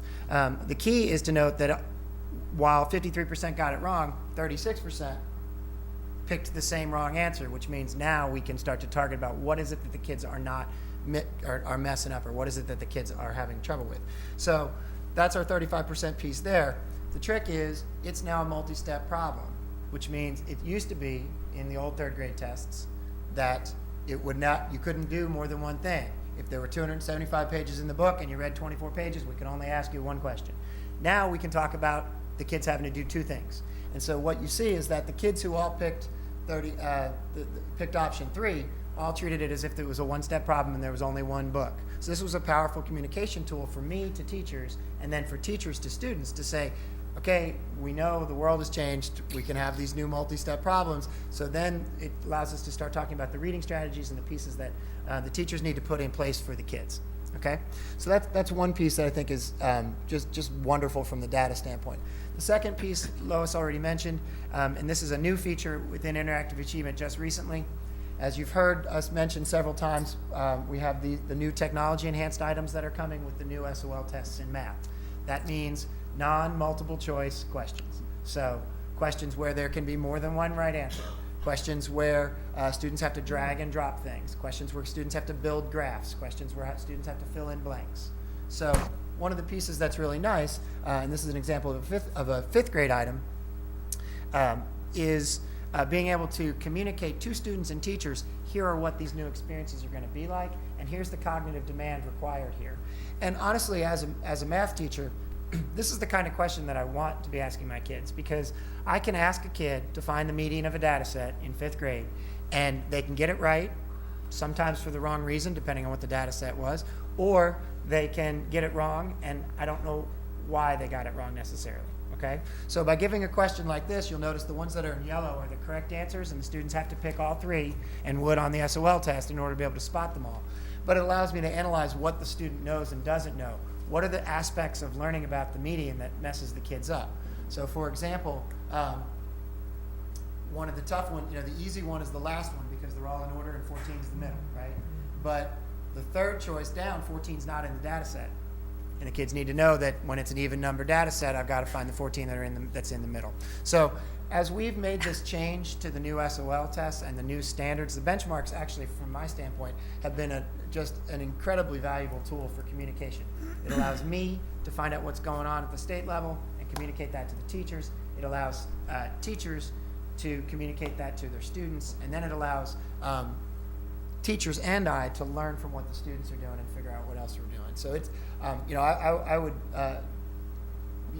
would say that the benchmark, as Lois has said, especially on the math side, has made a significant difference in terms of overall district level awareness, overall readiness to adapt to the changes that we've been facing, and it's made a very positive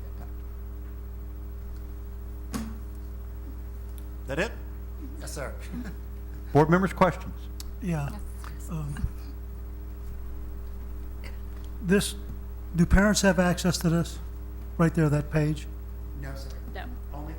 The only access they would get would be through the Department of Education looking at the sample. Go over to the mic. I'm sorry, the only access that parents would have to an item, like a student question item, would be through looking at the, Virginia Department of Education practice items, and there aren't very many of those.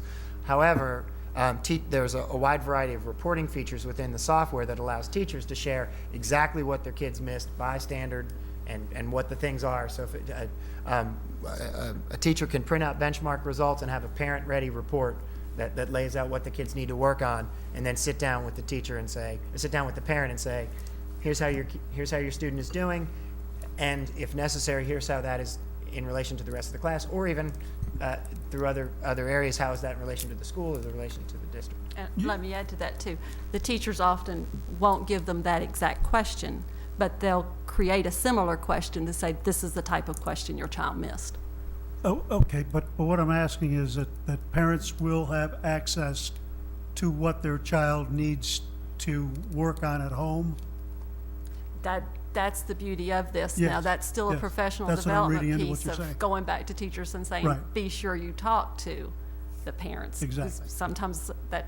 Sometimes we need to go back and visit teachers and say, Sure. make sure you do this, but that's a powerful piece of it. That is powerful. Secondly, this benchmark looks like it's, to me, that we're not teaching to the test anymore, which I think is phenomenal. It's an interesting thing. We are and we aren't, right? Well, Because we have to have the kids ready for the experience of this difficult question. But benchmark breaks it down so that it's not. Correct. And the benchmarks, besides the benchmarks that you have here, it's obvious. I mean, we're teaching. We're going back to the way we used to teach with benchmarks. And even if you give a test at the end of the week, it's a benchmark. Except the difference would be benchmarks are district-wide. Yes, But yes. teachers But- can pull but this same individual information and teachers use it. Can still use their own benchmarks. Correct. Knowing that the larger benchmark that'll be district-wide will be coming up eventually. But I think this is wonderful. Thank you. This is really good. Ms. Albritton? I would like to know how the teachers are feeling about the benchmarks. Are they finding it helpful? And how do they know what to teach to be ready for the benchmark test? You want to start first? Well, from a math standpoint, we start off in the summertime. So for instance, this last summer, I worked with a team of teacher leaders for about a week. And we analyzed all of our student performance by question data. We analyzed our teacher survey results, and then revisit the curriculum, check all of our pacing guides, make sure we know, is everything aligned? Did we have any gaps? Was anything missing? And then from there, proceeded to, in July, lay out what was going to be on the benchmark test. And then we write for the teachers and publish for them a blueprint, which says, here are the standards that are on the test, here are the types of items that you might see. And here, so they have a sample to work from that aligns with their pacing and aligns with their textbooks. So it's a fairly, what the benchmark does is continues to bring everybody back to the table on a regular basis to talk about the curriculum. And when we find something, and every year we find something in some grade level where a group of teachers will get together and say, we don't like this chapter being taught where it's taught. We need to have it moved over here next to this unit. And then that goes into our decision-making process for alignment. And then I guess the benchmark then kind of becomes the roadmap. So that you are working with teachers in math throughout the district. I mean, all the teachers that want to be involved, or is it? In terms of the process, at this point, I focus mostly with the specialists, but I typically pull somebody from each grade level or each subject area to participate as well. And we always take feedback on the benchmarks. It's always an open conversation as to which items were good, which items they didn't like, where did this was a horrible item, the kids didn't like it, and then I get to say, I know that was a released item from last year. Isn't that terrible that they did that? It was a what item? It was a released item from the SOL test. Wasn't it terrible that they did that to the kids? Now we all know it's there, and it draws attention to it. But let me add to that too. We have roses and we have thorns. Anytime you do something like this, you have lots of teachers that see the power of it, and then you have other teachers that still haven't used it diagnostically yet, so we're working with them to show them the power. Time is always something that we talk about. Teachers would love to have more time. So that's the one complaint that you'll hear. Maybe not the only complaint, but Well, this but is very it's power. central to their teaching, is what I'm hearing. Yes. That this is basically often maybe what the teaching is even based on in the reading and the math. Right. And the fourth grade studies. So, do the teachers know what needs to be taught to the students, that, what to cover to be ready for the benchmarks? Right, that's where I was explaining what a pacing guide is. Pacing guide is a document that gives you the timing, the standards, what needs to be covered. When we started doing benchmarks, we saw much more adherence to that and awareness of it. Yeah. Because they knew their children were going to have to take something that showed we can do this. But this is taking quite a bit of energy and time on the part of the teachers, right? Yeah. It is, but it is essential, in math especially, it is a central piece to what they do. Yeah. I mean, and it should be. I was going to ask Ms. Blackburn, when you have your teacher advisory council, do they talk much about the benchmarking? They don't talk a lot about it. Sometimes it comes up as an individual issue, but has not been a huge issue at the advisory. In fact, I just had one this week. I don't think it was a question at all at this time. It is also settling into using it. Our teachers are getting better with using. And how many years have we been doing it? 2008 2008 is so when 5 we years. started. Okay. Mhm. And it's 53,000. It costs us 53,000. You said For the reading and math this year, there was an extra $1,000 for the social studies, so which was like $54,000. $2 and a quarter or something per student for this year with social studies. Lois, if I may, one thing to keep in mind is while interactive achievement is the system that we use for our benchmark tests, it's also available for teachers to use for classroom assessments all throughout the year. So if you go into our banks, you go into 6th grade and look at the tests that are there, you'll find like 197 quizzes that teachers have made and been giving throughout the district over the past 5 years, and they're named and sorted, and teachers from across the district can see the assessments that they've made. So you can see something that came from, this was Falling Branch 4th grade, and here's what it's on. I can look at it and decide to give it to my kids. So it's while that is our main use is the benchmark piece, it is widely used, and it's becoming more and more used at the high school, especially in math now, because a teacher that has 100 students or 80 students, to get this kind of quick snapshot of how their students do and the reporting, they're starting to see more value in it as they become more enculturated into the benchmarking as it spreads. So we're still working on the acculturation, getting teachers used to. 3-8 we're there. It's been years, but the high schools, it's been new over the past couple of years. So this is about our third year. This is our second full year. And at high school, do they do math 3 times a year? Only twice actually at this point. But select courses. And it's just algebra, geometry, and algebra 2. It's just the ones that have SOL tests. But for the elementary teachers, it's pretty intense. 3 times a year for math, 2 times a year for reading. And again, those lengths are the first benchmark test in 3rd, 4th, and 5th grade is 15 questions, and it built up to a maximum of like I'm going to say 28 was this time around for the 3rd benchmark. So while they are challenging, it's not long for the sake of being long. Well, I have to say that I suggested that we do this presentation because the kind of feedback that I was getting from teachers this budget season and last budget season, when I asked, where do you see that we could make some adjustments? And they constantly were saying benchmark testing. So I am concerned that they don't understand the rationale for this enough and have an adequate place of providing feedback. I think parents, students, all the way up to teachers realize that standardized tests are the way of life right now, and we have to do them. And we are evaluated in our schools by how well we do on the SOLs, so we have to do this to get ready for those. But I'm wondering if the message isn't out there adequately enough, because like if we take fourth grade, for example, they have to take this benchmark test, and if you count the benchmark plus SOLs, they take 10 standardized tests per year. I mean, that's a lot of multiple choice tests for a child, and it's shutting down the school every time you do that.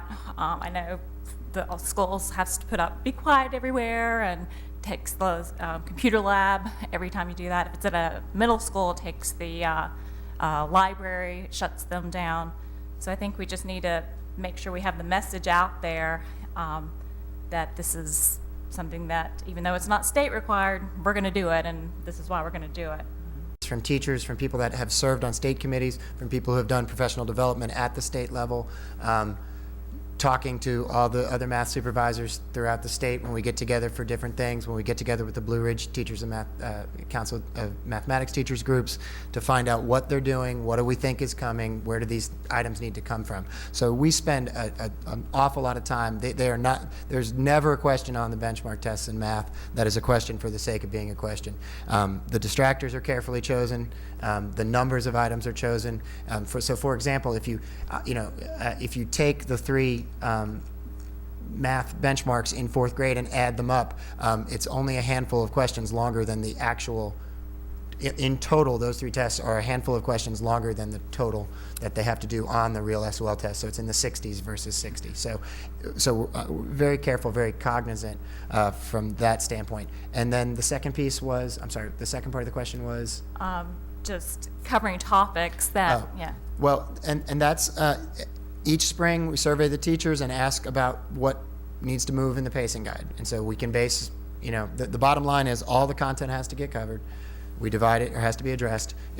We don't, the benchmarks, while they're cumulative, don't cover everything for the entire year. That's why they're not 60 questions long in March when the last one happens. And the pacing is laid out in July for the teachers all the way through to know. So it's an issue of trying to help, and as Lois mentioned, it's a challenging thing, but the idea is to plan backwards from where the kids have to go. There are no surprises on the benchmark tests, and there are, when we have a question, if there's an error, stuff happens. I mean, we certainly have some questions where something slips through, but in general, we just don't have questions that are not aligned to the standards and that were not clearly laid out in the pacing guide. So if you're working backwards from that benchmark blueprint, you know the range, the number of questions, the types of things, and then you also can be looking at interactive achievement to think, okay, so these are the types of things that are there. What are the kinds of things I could be incorporating into my classroom assessments throughout? And then the last thing I would say is that a child's score on the benchmark test is the least important piece of information.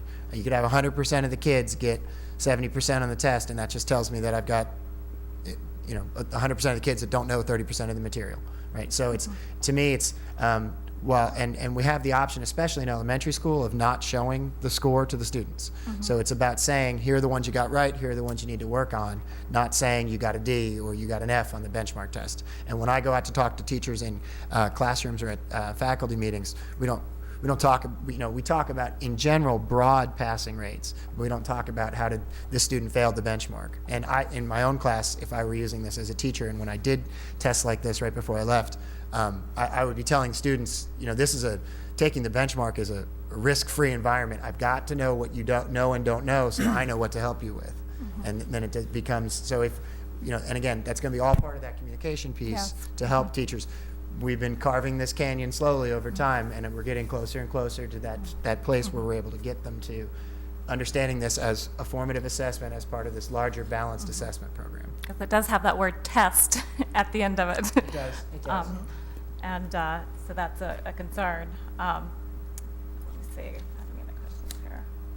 I guess for those children that are making 100 on all these benchmark tests, what do we do? This is kind of outside benchmark, but what do we do that aren't multiple choice kind of tests that actually test their critical thinking one step further? Well, just to throw that in there, from the math side, we've incorporated non-multiple choice paper pencil into all the benchmarks. We've shortened the length of the multiple choice section on the computer.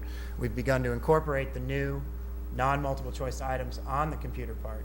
And then for each teacher across the division, at each grade level, there is a set of performance items that require explaining your thinking, that require classifying, sorting, making connections. The Algebra 1 performance items they're really challenging. I mean, we really have worked very hard to focus on giving teachers examples of ways to be getting kids to share that critical thinking, to go beyond, to start to address these new, more challenging math standards that we have, and those common core issues that we know are looming on the horizon for the rest of the country. But every series we have offers differentiation activities so that we can accelerate children if we need to. So if it's clear that a child is just, surpassing everything, that's when we're going to talk to Diane, look at the gifted program, things like that.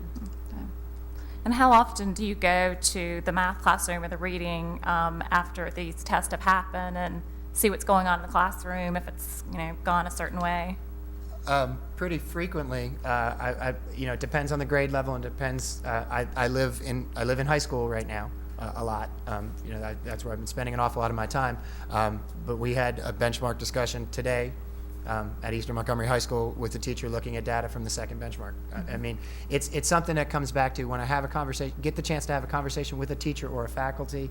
I was just talking to Marcia Settle. She wants me there on April 3rd to be at a faculty meeting to do just this kind of thing about looking at the third benchmark results and moving forward, and what are we doing in that last push for the school year. So it's different depending on the grade band and the principal and the teacher, and my time is limited, but in essence it's a great starting place for a conversation with teachers in terms of how did it go, what do you have concerns with, what do you have questions about. And let me add to that too, that we've trained principals on looking at this, and so from that, and that's why I have Jonathan and Judy come to the elementary meetings and bring us ideas of what did you see as a district, what are things that we need to work on, and then take that back to their staff. So it's kind of a tiered approach, but principals have become very diagnostic with it as well, looking to see what grade level in my school had an issue, what can I do, what do I need, what tools do I need, that type of thing. Thank you. Got a couple of questions, and I think some of it was answered in the discussion, but the frequency of the tests, we have, it says here in your report, your presentation, grades 3 to 8, and that is reading, math, algebra, and geometry.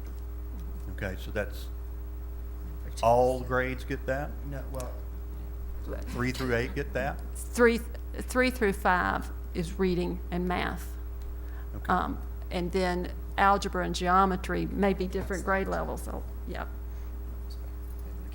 And then fourth grade now, you do Virginia studies. Just did that this year. Right. And we'll see whether or not we continue that, but we did it as a safety net for this year. I guess my question is, I heard Ms. Woosley say 10 tests. Well, I was counting SOLs when I was adding up all. Right. Yeah. Okay, well, So that's that's what how I'm many counting they do. too. Yeah. And then I'm counting other, right, these are not the tests that go toward the student's actual grade, correct? The direction is that it may. What? Teachers in elementary especially, we have said, if, we're only putting things on there that we have taught. So teachers have always had the ability to say, I'm going to count this as a test or not count this as a test. So, right. So they have that choice, just like they choose any of tests they give. So we're not saying that they cannot use that for a grade, because sometimes it could replace a classroom test. But sometimes it's in addition to a classroom. Most Right. of the time. It is their choice. And so that's another test on top of assessment, on top of SOLs. I mean, what I hear is that we're testing kids to death. I think teachers have That's to what I think hear. about, do I need another test after I've used this? I mean, when Quite I look often. at this, and if I'm quite honestly, what I heard, I'm even more confused now. But, it looks like in fourth grade, I'm gonna have 6 assessments. Okay, and then I'm gonna have SOL tests, and then I may have regular tests. So what concerns me is the frequency of the tests, and then who sets the frequency of these tests? Is there a calendar that says that we have to give these tests at these dates?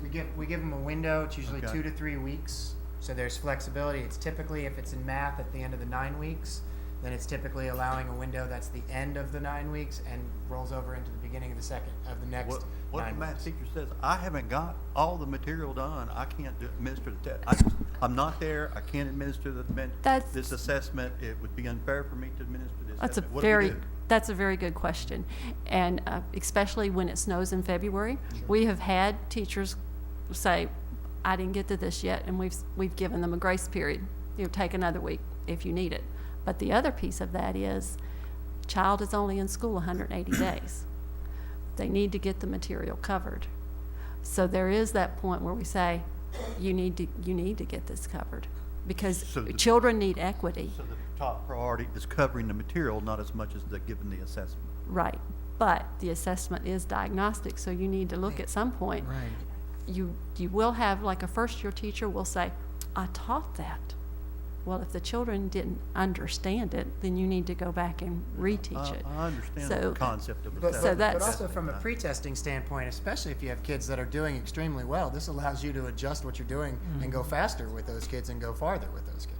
Because you now know that they're going to be fine when the end of the year test comes, and allows you to adjust that curriculum for that group of kids. But you would have also known that by the unit tests that the class is also having too.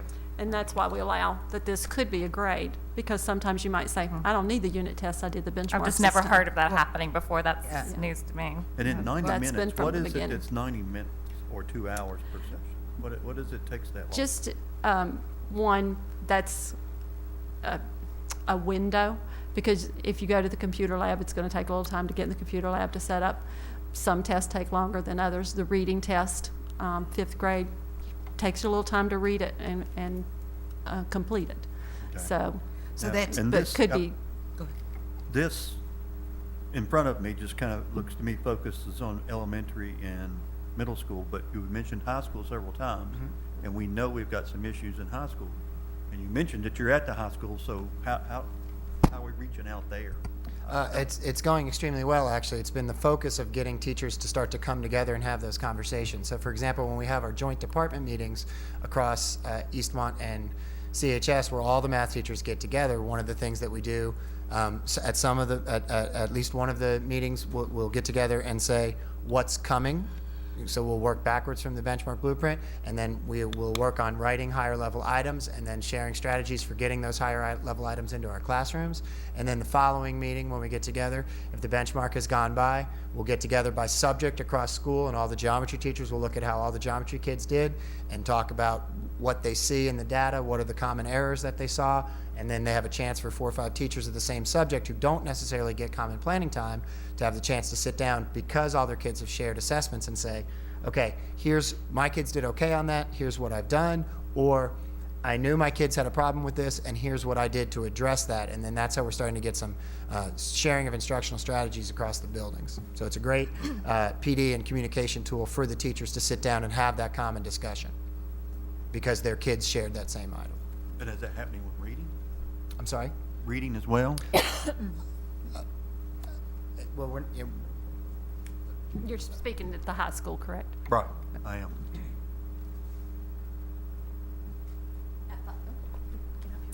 At the high school, we don't do benchmark testing yet. The contract we have does not include high school students in reading. Okay. So we're not doing that yet. We'll see where we end up this year. Because you have new standards this year. Yeah. You have the new standards and the new test format this year in reading for the first time. So the only benchmark testing we are doing into high school level is math? Algebra, geometry, algebra 2. Is math, okay. Something you mentioned was that sometimes the teacher hasn't covered the material. How is it that we can get that changed? I mean, to me, that's crucial. If the teacher hasn't covered the material, why hasn't it been done? How can we help teachers know? That comes back to the pacing guide. Every comes teacher, back to- a pacing guide. Every teacher has a pacing guide. That kind of gives them, here's a timeline of what material you need covered when. And this will, quite often on a benchmark, if that had happened, it would show that that teacher's classroom didn't get these skills. And that's when we You do principal, talk then to the principal, Judy, Principal. Jonathan, myself, say, oh, let's look at how we're going to catch this class up, and why didn't you get to this skill yet? And, you know, other school divisions have very, very prescriptive pacing guides in math, almost down to the day of where you're supposed to be. And we try to do it more from a parameters with flexibility. This is 9 weeks, and here are the chunks. Here's about how long it should take. Work with your kids, targeting what your kids need to try to meet that within that time frame. But the benchmarking is, the beauty of the thing is, before benchmarking, if a teacher hadn't got this covered, you'd never know it. And it probably would, well, we'll skip that this year, we'll move on. A quick example, I went to New York high schools, and we did the Regents exams. I could do beautifully on the chemistry Regents exam, but I knew nothing about chemistry because the teacher taught us Regents exam every day for the whole year. And when it came time for the Regents exam, I had it made. So what you're doing is you're circumventing that. You're protecting the kids and the teachers from that. And I think these benchmarks are crucial primarily because of, we forget, teachers are human and they're not always reaching kids the way they want to, and they don't know it. They don't know it until it's tested. Before, they didn't know it until it was SOL time. They may give the kids tests and the kids would do well or wouldn't do well. They'd fall into these categories and the teacher moved on. Here, they can't do that. And I think that's the beauty of the whole thing. And I think these benchmark tests are crucial to the success of our kids, our teachers teaching properly, and our kids learning. And I absolutely agree. You know, before we went to a standardized curriculum in this district and started using pacing guides, we were all over the place. And it showed with our test scores. And whether we like it or not, standardized test is what we are evaluated on and how we are looked at and even how we receive funding. And folks may not like it because when we went to a standardized curriculum, you would have thought we had pulled the rug out from under some teachers in this district, and they thought it was the worst thing that could ever happen. And now most of them are, you know, why didn't we do this a long time ago? You know, so there may be some folks who don't like it. There's some folks who don't like a lot of things that happen, but we do it because we need to do it. And catching kids when we need to catch them, understanding that students learn at different levels, that they learn in different ways, and these tests help the teacher understand that and help the principals understand what they need to do to support their teachers. You know, it's not just the children who benefit from these benchmark tests. And I'm sure that teachers know that they can use these tests in lieu of other tests. And if folks aren't doing that, then maybe they need to be reminded of that.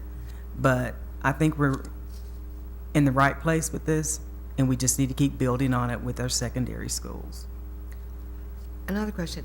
Probably a lot of the children who are reading at a grade level or above or whatever are doing really well on the benchmarks. For the children who are not doing well on the benchmarks, are we putting anything in place to help those children that are not, quote, making it? At the elementary level, we have SOL tutors, which there's remediation money for that. Secondary level, there's AIM, there's Read 180, all kinds of programs, and that's a part of why we have this. So is the SOL remediation money coming from the state? Yes. Okay, and do we have paid staff then that does that with our lower performing students? Right. And how often do they meet with the kids? That's probably not important, but. That's very individualized by schools. Some schools have a tutor that comes in. We also have Title II money, Title I money, so have some funding through that. Some schools do it during the time and have a half an hour period that the tutors work with students. Some do it after school.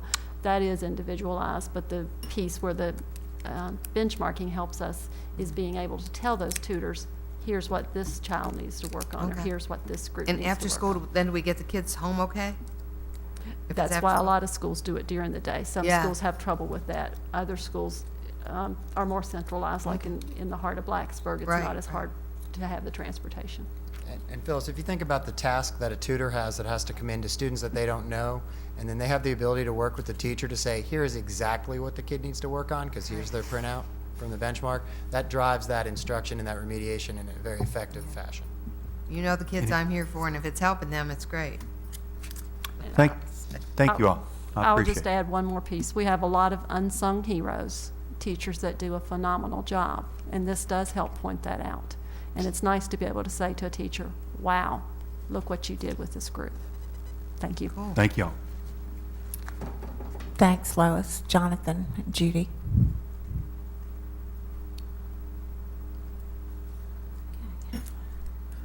So switching gears, our next item is a health insurance update.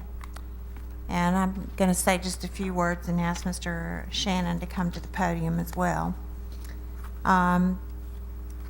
This particular agenda item really covers a couple of topics. And, you know, the good news is that the information from Anthem that we've received has been positive in that the increase for covered employees for 13-14 with the same benefit plan was costed out at about $85,000 or 0.9% increase. And Anthem has indicated that they're going to waive that $85,000 increase. Really? In addition, attached to your agenda is specific information about the plan history and usage for Montgomery County Public Schools, and specifically last year's usage. Probably the open issue, and this is kind of the second piece of what's in the conversation tonight, is for 13-14, is the impact of the Affordable Care Act for part-time employees. And your update this week also included some pretty significant information about what is currently known about how the Affordable Care Act is going to impact employers and part-time employees. And technical assistance documents are continuing to be released by the feds, and Anthem has been provided with specific information about our employees, and they're using that to try to prepare some cost estimates about what this might mean to Montgomery County Public Schools. You may have remembered that the state took action by saying that if you are now a 30-hour part-time employee, as of January 1, you will be a 29-hour employee. And we don't really have that option because of the fact that so many of our part-time employees are tied to the instructional day. So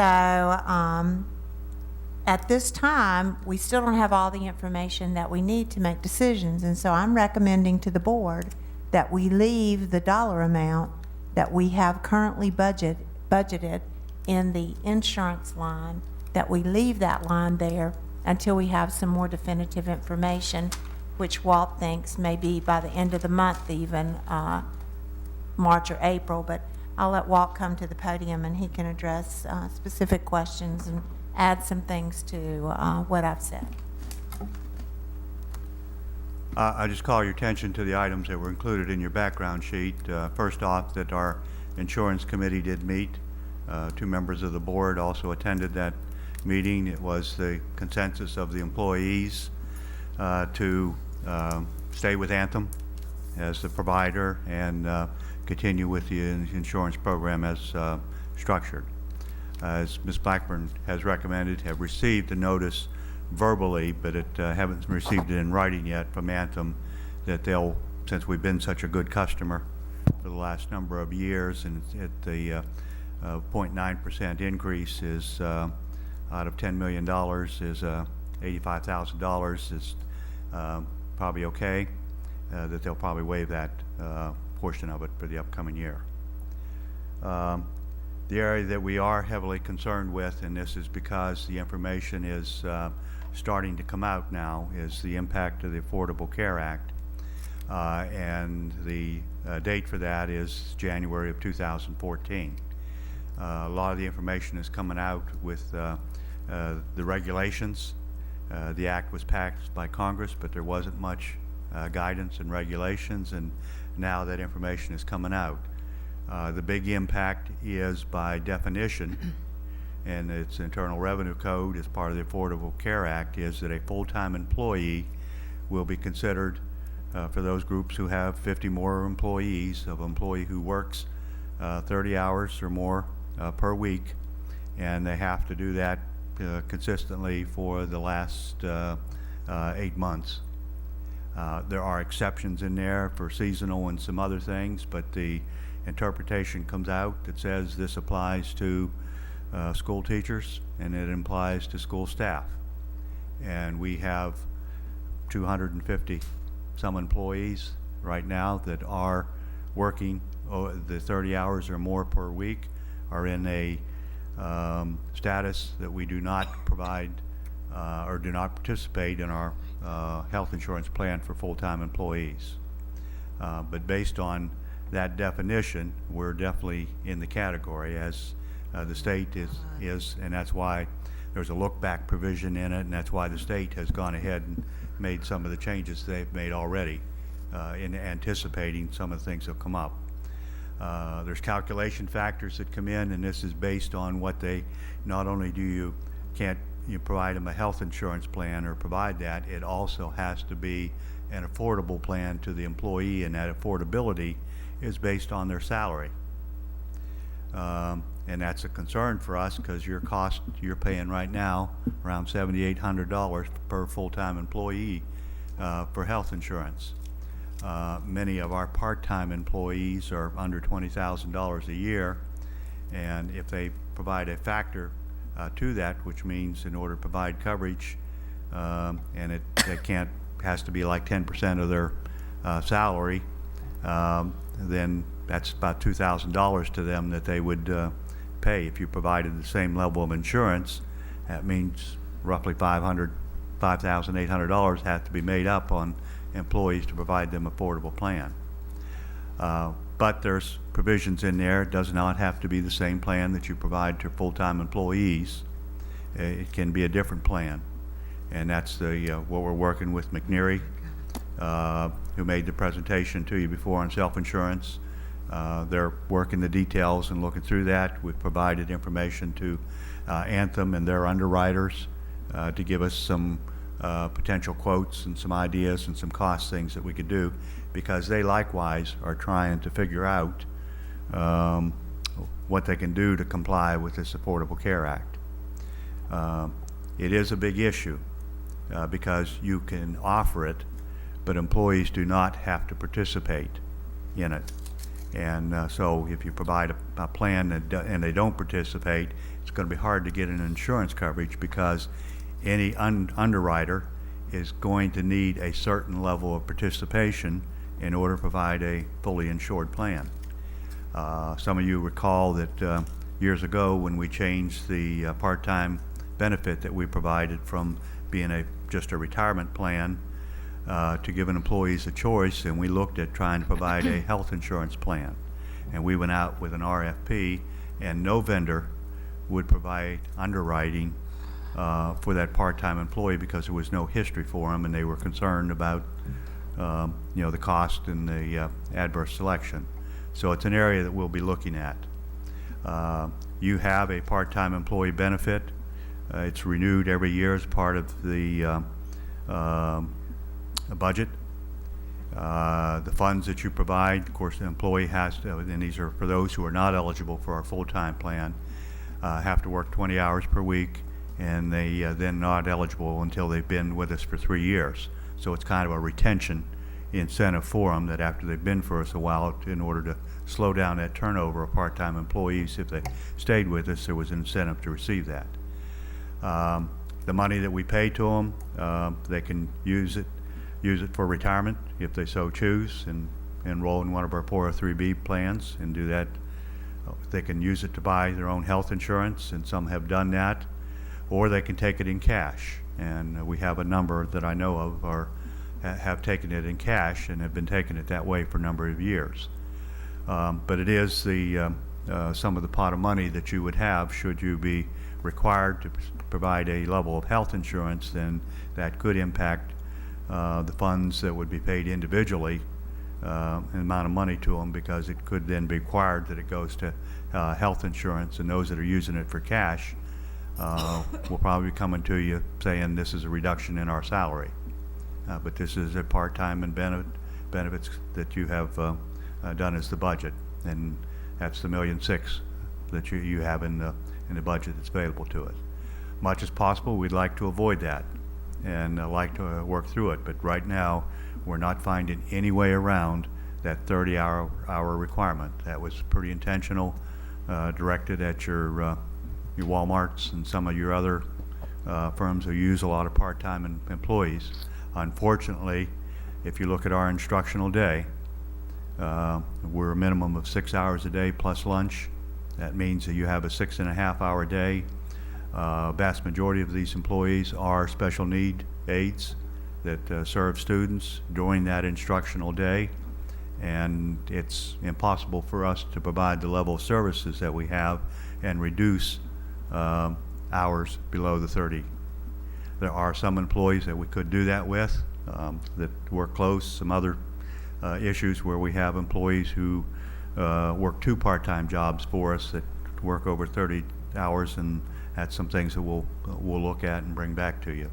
But we're trying to get clarification of this, and as we get it from the federal government, the table that they use to figure out the portion of somebody's salary, and some of the things are just coming out now to be used to do some of this calculation. And we'll bring it back to you as soon as we collect information. And that was the purpose of that long question and answer sheet that I provided you, that Anthem provided in your board update. You've got as much information in there as what we have, and you see there's a lot of undefined things in there, but there are some defined areas in there that, yes, it's affordable care, and it will provide insurance to a lot of uncovered employees, but somebody's got to pick up the bill in order to do that. If you don't, there are some penalties. That has been discussed, that if the penalty is $2,000 and it's going to cost you $5,000 per employee, you're better off to pay the federal government the $2,000 and let them provide the insurance. I don't believe that's going to be a full option under it, but when you look at it from an economic standpoint, sometimes you say, well, you created it, we'll pay you the minimum that we have to, and you provide it. Since So the we can't do it for that, 1.6 but is already in our budget right The- now. For the- part-time incentives. The part-time incentive is in our budget, yes. And the, Plus the 250, 350 for the increase in the health care. I had written down it was 230,000 we had in there. Was it? Yeah, the holding number is 230,600 that we included in the budget when we were projecting the 2.5% increase in premiums. But Anthem's saying now that they would waive any kind of increase. We would not need that for full-time employees, but what Ms. Blackburn has recommended that we leave that as in the budget and don't take it out, because we're going to need some level of funding for part-time Right. employees. Right. And until we can And define if we that. don't need it, great, but we sure do need to have it there until we have the technical information that we need to make a decision and bring you all a recommendation. 'Cause one of the things, since you mentioned employees who may work 2 part-time positions for us, which we put them over the 30 hours, if I've read this right, even if we do some adjusting with schedules, if in the look back, if they still qualified with the 30 hours, that we would still have to provide insurance Yeah, for them. for a period of time, yes, Right. you would still have to, yeah. It's an 8-month, or 6-month, or 6 or 8 month, it's in that thing there that they do a look back on. So was the state changed from 30 to 29 effective July 1? I didn't pay attention to the effectiveness date. The state has said they're moving from 30 Well, hours to they've done it 29. immediately, which I think was January of They this did year, that immediately. they've put that out to effect, because the effective date for this is To January avoid the of 2014. look And back. so, when you start in 2014, if you do an 8-month look back, you want this in place before you do the look back, so that the employees. Well, I know Ms. Albritton asked the question about whether the advisory committees were asking about benchmarking, and, I answered that it wasn't a hot topic. But I can assure you that my advisories, both the support and the instructional group, are asking about what is going to happen with this. And so it is an item of real interest to our employees. And I continue to tell them that we will be very open and above board with the conversations about this. And as we know anything, we're going to be talking about it as we do other employee benefit discussions. Yeah, this affects a very valuable group of your support employees. This has your bus drivers, your instructional aides, your nurses, some of your school nutrition people, and there are a few part-time custodial positions that fall under these. And these are a lot of important people, and they provide a lot of services to it. Unfortunately, in the past, we've not been able to provide, the full benefits for these positions. But this has no comment on their value of their services. This is a federal requirement that some way we got to figure out how to be able to provide and comply and meet the cost impacts. We are thinking of talking with the county government about joining them in some, pardon? Self-insured. Yeah, I'm just wondering, have we talked with them at all about working on this insurance? We have not talked with them about the part-time issue.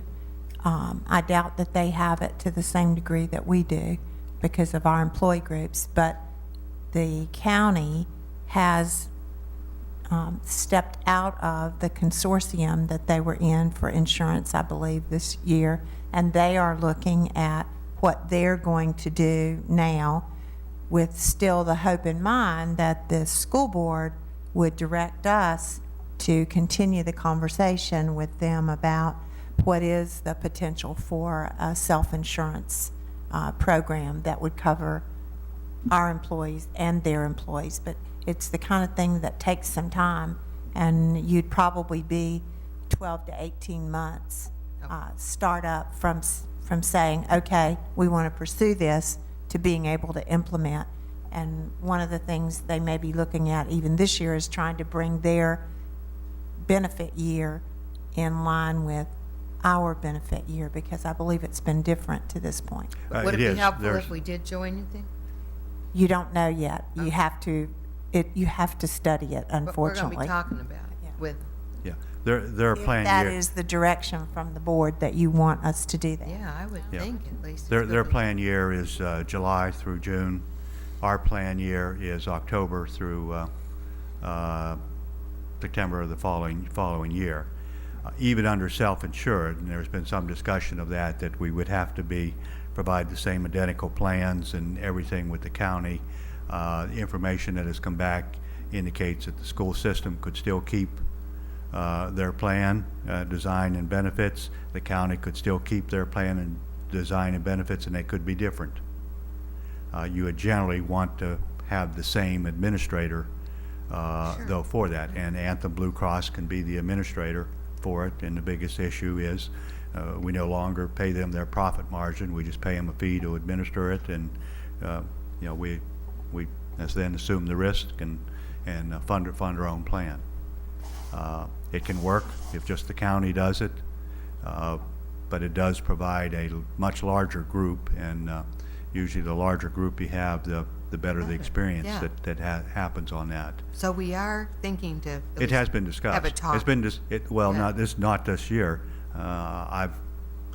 We've talked about self-insurance with the county probably the last 10 years. Penny will remember that it's probably come up in how many Board of Supervisors meeting that we've discussed it, but no action has been formally taken, and that's where the, part of it would be the working it out between the boards as to what you want to do. Do you need any direction from us to get into Yes. discussion with them? The board, the board has had information provided. And so at this point, it would be important for the board to weigh in that, yes, you want us to work with them to look at the options, because for two reasons. Number one, you don't want us out there looking at it if there's no intent from the board to support it. And number two, it is an investment of time and resources to explore it and find out how it works for the two groups to work together. Yeah, I'm sure this will come up in the joint meetings or the meetings that the board chair and superintendent have with the county, because they were likewise meeting tonight to discuss their insurance program, and some of that feedback will come back, but it is an item. My question is, do you need a motion from us? I don't think we need a motion, no. Okay, thank you. Yeah. That's all I'm You've been provided asking. with information that was in your board update, if you read the board update, and we've talked about this quite a bit. Presentation in here. You had a presentation on what self-insurance was, so. Right, I'm talking about working with the county. Right, I mean, We don't need you can just keep talking with them. Okay. But I need to know, I need to know that there is interest among the board members in pursuing that. I don't need to go pursue it if I got 6 people who are going to say, no way. Would you want to vote, or? No, I think I just got Is anybody a lot of opposed? nods here that Is anybody said, opposed? yes, go ahead and continue the Thank you. conversation. So I consider I'm informed. Thank you. thank you, Walt. Thanks, Walt. Next item is a budget update. I'm going to do it fairly briefly because there's some other things that we'll be talking about later that will take us into more detail.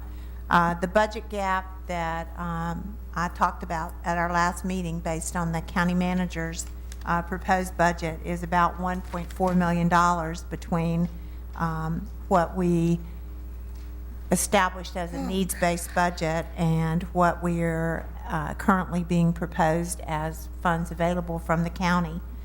Tonight, we had some positive insurance news that could have been assistance in balancing that budget, but we have this huge unknown out here, so it doesn't allow us to relieve the budget of the $230,000+. The supervisors, as you know, have had 2 community listening opportunities regarding the budget. And there was good representation at those meetings from our schools, from our school administrators and teachers, as well as some parents, and as well as many of our board members in attendance. Budget preparation for 2013-2014 is getting ready to move into high gear. And the gap, as I indicated, is a very real $1.4 million.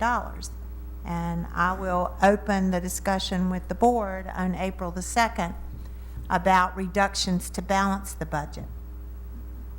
Earlier, when I first presented a budget recommendation, I provided you with a copy of some reductions which were on my short list for consideration in the board's deliberations should we have to cut funds. And I provided you a copy in your board update this week just to refresh your memory about what was on there. The list that I provided you back in January actually exceeds the expected current gap. And the recommendations then are going to be something that I will look at and potentially make some adjustments in before I bring them back to you on April 2nd. It's another important thing that happened in the interim as we've been talking about budget and doing some other things, and that is, as you know, the board approved the modified middle school class schedule outside of the actual budget discussions. The middle schools right now are very engaged in trying to develop that schedule. And I think I'll have a much better idea by April 2nd exactly how many FTE units we're going to be able to save. We had made an estimate of about 19.6, which had a value of 1.19, but now we're actually sitting and looking at making everything fit together and creating a schedule back at the school. So hopefully by April 2nd, I can give you a firmer number about what that might generate in terms of cost savings. The board also has the option not to use all of that as a budget reduction. I need to say that out loud because, as you know, we have some other additional needs on the burner that we're going to have to take a look at. And those are coming out as we continue to work with our law enforcement agencies to determine some priority security improvements that will require a funding source. And whether that's something that the board wants to look at in your budget development, or whether that's something that you want to look at in terms of making a special request to the supervisors, is a conversation that probably needs to be had, and certainly something that you need to be asking yourself. When would we know what our needs are in that area? It's going to be fluid. I have a meeting with the Chief Sisson coming up week after next, and then I have a meeting with all the chiefs on April the 12th, the second meeting, as a follow-up to the one that we did back in January. And at that point, the chiefs had indicated that they would have pretty much completed the reviews of most, if not all, of our schools. And I know I have already reviewed the Falling Branch report. Sure. And there's some things that are going to come out as commonalities, and some of them I've given you price tags for before, and some of them will be new things. Also, there is one of the legislative action pieces was that the legislature is supposed to have established grants, a pool of funds for grants that would provide up to $100,000 to a school division on a competitive basis for security improvements, but you got to have a 25% match. So that might be something that, you know, we want to talk about budgeting for. So it's complex. There are a lot of dimensions that are involved in this. And so I didn't want to come back and start talking about reductions today, because I thought I'd have some better ideas and some more solid information to share with you by April 2nd. Okay. But we are on the fast track, and I think it's important to talk a little bit about what are the next steps that are coming up in this process, because it will consume us over the next month and a half. The Board of Supervisors will hold a public hearing on March 26th on the budget and on the tax rate. And that's a very important meeting, an opportunity for the general public to speak to the supervisors. The Board of Supervisors anticipates approving their budget on April 15th. So what that means is, really, on April 15th, we know how much money we would get from the supervisors. The school board meets the very next night, so it doesn't leave a lot of, time for us to do some things between Monday night and Tuesday night. So I would propose a couple of things that the board consider. Number one, do you want to schedule a special board workshop on the budget after the 15th?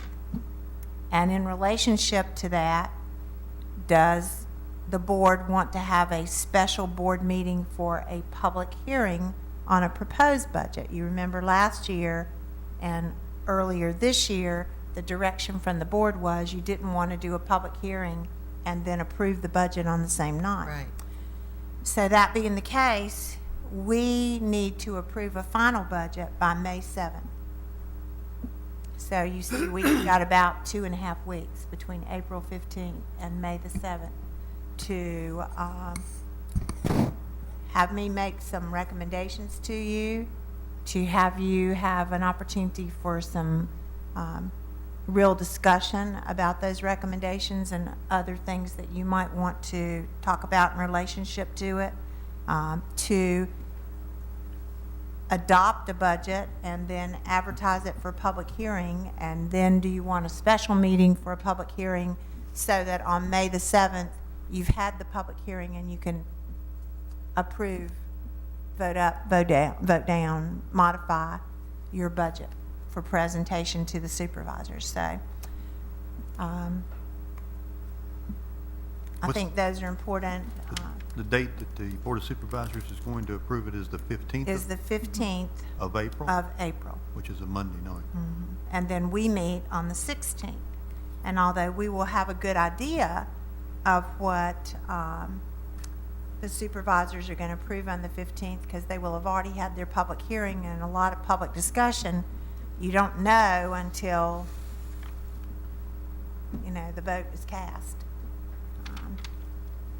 So I think it's, at a minimum, we should at least set a workshop date and a special meeting night for adopting a budget and for a public hearing, and then work through that process. April the 25th was the date that we had already set aside for the joint meeting that didn't work out. And let me, Right, before 7. And what are you proposing that date to be? To be a workshop, Okay? and then maybe the 30th, have a public hearing. Well, I guess in the workshop, we could adopt a budget. I'm out of town the 30th, the 1st, the 2nd of that week. April 30th, yeah. Tuesday, Wednesday, and Thursday of the following week. What days? What numbers? 30, April 30th, and the 1st and the 2nd. So what about the 29th? 29th would work, Monday, I believe. What? yeah, What? works for me. 29th, Monday? Well, before we set a date,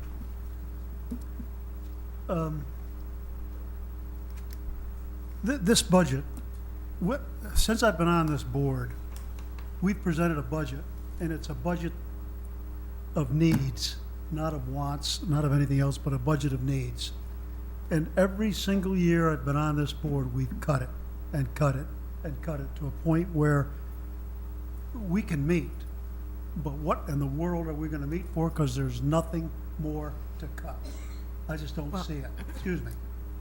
I'm going to stick with this budget, and I am not going to cut one solitary thing. We can meet until hell freezes over. I'm sticking with this budget. One of the supervisors, matter of fact, it was Gary Krieg, gave an example at the gathering over at Reiner. He said, you got a company out there that the boss comes in and says, get rid of 5% of your people. And the company does. And then he said, they do it again the next year. The boss comes in and says, get 5% of your people. And he looked at the audience and he says, the only way to stop that is to have the company say, no, we can't cut anymore. And I'm agreeing with him. We can't cut anymore. And I think we have to present to him and to the rest of the supervisors the budget we have now. I cannot see one cut in there. So to sit here and set a date is, as far as I'm concerned, a moot point. If we stick with this budget and we present it to them, let them work it out. At last night's meeting, Ms. Biggs said, the buck stops here at this table. So we present them the buck on the table. And that's where I'm coming from. They've got to figure out how they can come to our budget and meet our needs. We can't cut another thing. Well, we've already presented this budget to them, and once they set their tax rate and say how much money they're going to give to us, then we have to do a balanced budget. You can still vote no on whatever we come up with, but we have to produce a balanced budget. Which I thought was kind of interesting too, because that was an arbitrary figure. As far as I'm concerned, that was an arbitrary figure. What was there, about a 2.1 million difference? when they were asked where they came up with that number, they couldn't answer the question. So it's still, I'm sticking with what we have. Okay.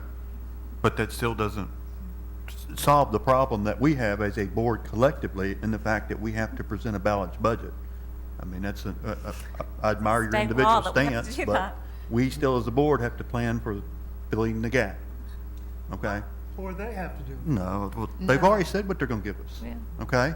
All right? And while we individually may not agree with it, collectively, we have a responsibility to figure out how to close the gap. So, you know, we've got to put meetings together to sit down to agree. As Ms. Franklin said, you can vote against it. And, but the rest of us have got to figure out where the money's gonna come from to close the gap. If what you're saying is true, then why are they having, why is this process continuing? Why are they having on the 20th? Public hearing, Yeah, why are they having a public hearing? because that's part of their law. diligence. It's Due law. diligence. They have to. Well, they can vote So- it down, you know, they could vote, Exactly. they could vote down the county manager's proposal. Right. Exactly. The county manager's proposal has put $1.7 million, I believe, of the growth money into the school funding. And in addition to that, it has dedicated the $500,000 from the 10-cent personal property increase. And they have 2 cents sitting out there, which is actually very interesting. It's exactly $1.4 million.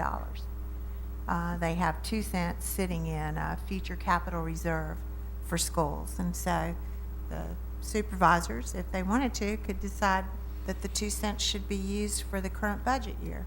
My Or point. they could decide that you don't get the 1.7 that the county manager has, you know, suggested, or any number of other things. But ultimately, I have to take them a balanced budget request.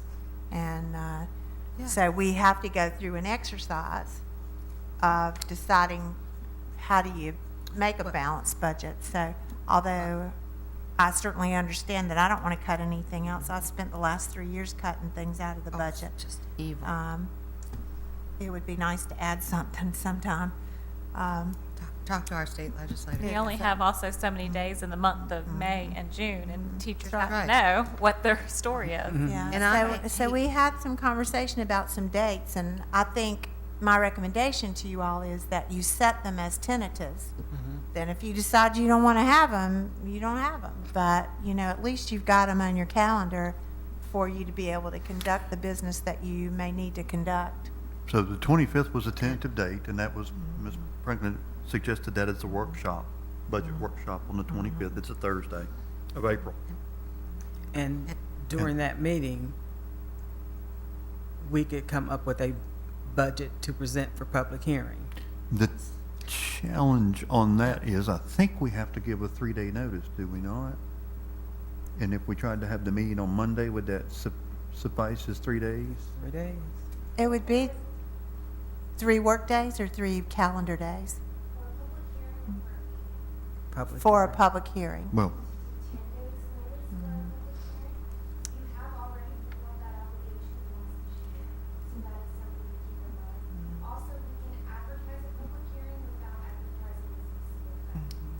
That's what we've done in the past.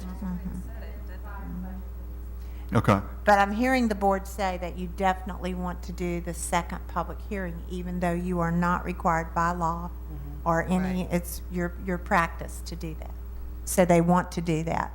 So we could have a workshop and adopt a budget for public hearing on the 25th, having already noticed the public that you were going to reconvene on either the 29th or the 30th for the actual public hearing. Was there something wrong with the 23rd? Just Yeah, to have, I'll be out of town. okay. So the 29th seemed like that was a working date for folks for a public hearing, I think that'll work for me. It's Monday? Monday. Yeah. We'll have to check on availability of spaces. We checked Tuesdays and Mondays and Tuesdays. I don't think we got the 29th.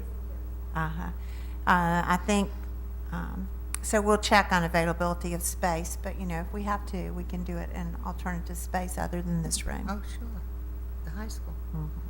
And Brenda, I talked to you, emailed you about it, and I don't know where to cut at all, but I would like to suggest that we at least look at our staff people in a central office. You know, if there are openings in schools for secretaries or something, maybe people, like we're moving our teachers, we can maybe move some of our secretarial I'm administrative going to staff. do, you know, my due diligence, and I'm Okay. going to bring Thank you recommendations. Yeah. And that's on the second, right? And we can that'll, have that yeah. discussion on the I second. will bring Yeah. you some things to think about then, and you can certainly accept them or reject them or change them or add other things to them. So what I'm hearing on the budget is the 25th for the workshop, and right now tentatively the 29th for the public hearing. Okay, do we want to do motions and set dates, times for those? We've normally So- done them at 7 o'clock. Right. Okay, so I'll make a motion that we hold a work session for the budget, for purposes of the budget, on the April the 25th at 7 o'clock, and on April the 29th at 7 o'clock, we held a public hearing on the budget. Need a second? Second. Okay, we've got a motion with a second. Any further discussion on the dates? Please, if you have any problems with the dates, let us know as soon as possible. Hearing no discussion, all those in favor signify by stating aye. Aye. Aye. Any opposed? No. Okay.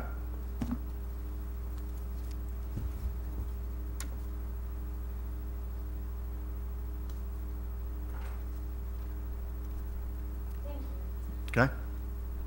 So we now have 2 tentative dates on the calendars for a work session and approval of a budget and a public hearing. That's what I needed. Last item that I have is retreat planning. And I know from my perspective, I'm interested in your ideas, time, place, expectations, topics, facilitated or not facilitated. You know, certainly I'm heard from the board last time that you'd like to see what my vision is for focus areas in 13, 14, and beyond. And also, I think it would be important to engage the board in some discussion about the process and readiness for the advanced ed accreditation visit that'll take place in October, because you'll need to be informed about what we're doing in relationship to that. And many times the advanced ed team will want to meet with some, if not all, of the board members to see what your level of engagement with the process has been. So those are 2 things I have on my radar to talk about. But I really think it's, you know, it's not a superintendent's retreat in this instance, I don't think. I think it's a board retreat. You know, what do you want to talk about? Well, I like the topics that you put out. That's really what I'm looking for this year in a extended meeting. It's not a retreat. Yeah. And I don't believe that we need a facilitator to do it. And I've been thinking about Joe's potluck idea too. Well, you know, certainly we have a very nice room in the new offices that could be used for a retreat location, and would be at no cost to use that location. It does have facilities at the back of it for running water and that kind of thing if we wanted to either have something brought in or if we wanted to bring something in. Well, and I think the superintendent spoke today about it. I think what I would like to, at least my vision for the retreat is Saturday. We start at about 8 o'clock in the morning and we finish up at 2 o'clock in the afternoon. Since there was concern about, you know, the amount of time and cost and place, and we do it next door since we now have a new facility to do it at, and we can have it catered in. I do think that, at least from my perspective, and I went back and looked at previous retreats and found my literature from previous retreats, you know, we do need to spend some time talking strategically about the division and where the division is headed, and maybe look back at, you know, some of the goals that we have working with the superintendent. The retreat we had last year, we ended with retreat, if you look, and it's listed here in board docs, with a board assessment. And I believe that one way to begin the retreat would be for each board member to take a look at that board assessment and complete that board assessment anonymously and turn it in. And we can look and see exactly where we're at as far as how we're working with the board, the superintendent, how we're addressing our mission and vision and goals. We paid for the facilitator to create the assessment for us as a result of the work we did last year, but we've never really used the tool. And we've had some board assessments in the past. But this one will be different. I think the superintendent and I can help us put this together and facilitate this with ease and keep the cost down. But I think again, it's our retreat. It's not the superintendent's retreat. And it's an opportunity for us to think at a more strategic level about what's going on in the division. I know that there's some things I'd like to know about and have some extended discussion about. And with that, I'll throw it out to the board. Well, I'm thinking that the 8 to 2 may not be enough time since we're just doing one day. And if we want to have extended conversation and eat too, I think we may need to go a little longer than that. Okay. I agree with you, Ms. Franklin. Why can't we do 9 to 5 instead of 8 to 2? Yeah, that's good. I like that. I mean, why's it gotta be 8 o'clock? I like that. Wake 9 to up. 5. I That's like when you're better in the morning, Jamie. that. No, Jamie, that's a great idea. I'll go with you. I like the 8. I don't even wake up till 11. How many want to do what Jamie suggests? I think that's, yeah, 9 to 5. Potluck lunch. Yeah, potluck lunch. I'm still not extremely for a, I haven't had good experiences at the retreats. Maybe I'm missing something, but I don't walk away from them feeling rejuvenated, feeling as though we've accomplished things, and maybe it's just me. So you're not going to get a lot of positive stuff, and 9 to 5 would be brutal at this point in time. Oh my God. Why would it be brutal? I just got through saying I haven't had good experiences, and why would I have a bad experience between the hours of 9 and 5? Hmm? So it's kind of like a self-fulfilling prophecy that you're going to go into this retreat Well, from 9 to 5 and have a well, bad experience well, already? You pretty much put it in my words. Yeah.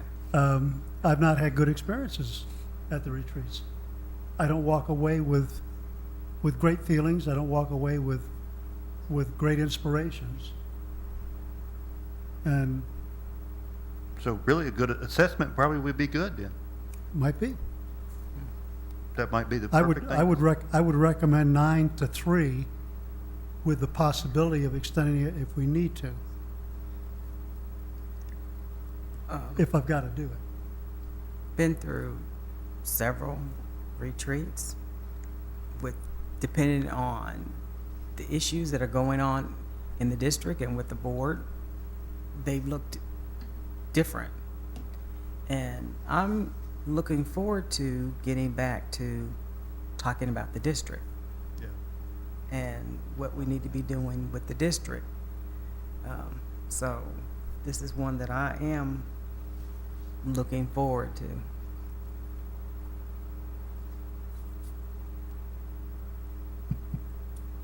Anybody else? We've got a proposal of 9 to 3, 9 to 5. 8 to 3. Do without it. I move we have it from 9 to 5. I think you initially suggested 8 to 2. That sounds great to me. I'll go along with that. With the option of maybe extending it beyond 2. So I 8 to just 2 don't is think what that's we'll gonna be start enough with in the time. superintendent. Now we need topics. I think at the first, but obviously, I think the first thing we need to do is to go into the board docs library section and pull up the retreat from last year. And if you need help with that, you can let me know. But at the very end of that is a board assessment, and we'll run copies of that and start to work on looking at that. I'm not interested. I'll take a closer, in-depth look at the board assessment that was put together, and the superintendent and I'll get together and put together some instructions to go with that. And And then I would, in the essence of time, if board members would send me an email or a note saying, hey, these are the topics, I would like to pick 2 topics. Okay. 1 or 2 topics that you would like to have extended discussion on. Would you remind us to do? And I'll be reminded, this will be under old business until we do it. Okay? Well, I would think to be able to plan, we would need, well, we haven't set a date, so I guess that wouldn't matter, does it? In relationship to a date, there would be 2 things that I would, ask that the board consider. Number 1, I think it's very important that every board member be there. I think that's really very, very important. And number 2, I'd suggest that you look at June, because my plate's about full right this minute. And I would like to do a good job, and I think that would, perhaps give us the opportunity to do that. Not earlier than June. So take a look at your And, calendars. yeah, I'm This will gonna be be on out the of next, town. the April 2nd meeting, and we can look at dates at the April 2nd meeting. And between April now and April 2nd, if you would give some thought and consideration to topics that you would like to have some discussion on. One popped into my head here tonight, because and I have several of my own. I have one of my Any further discussion on the retreat?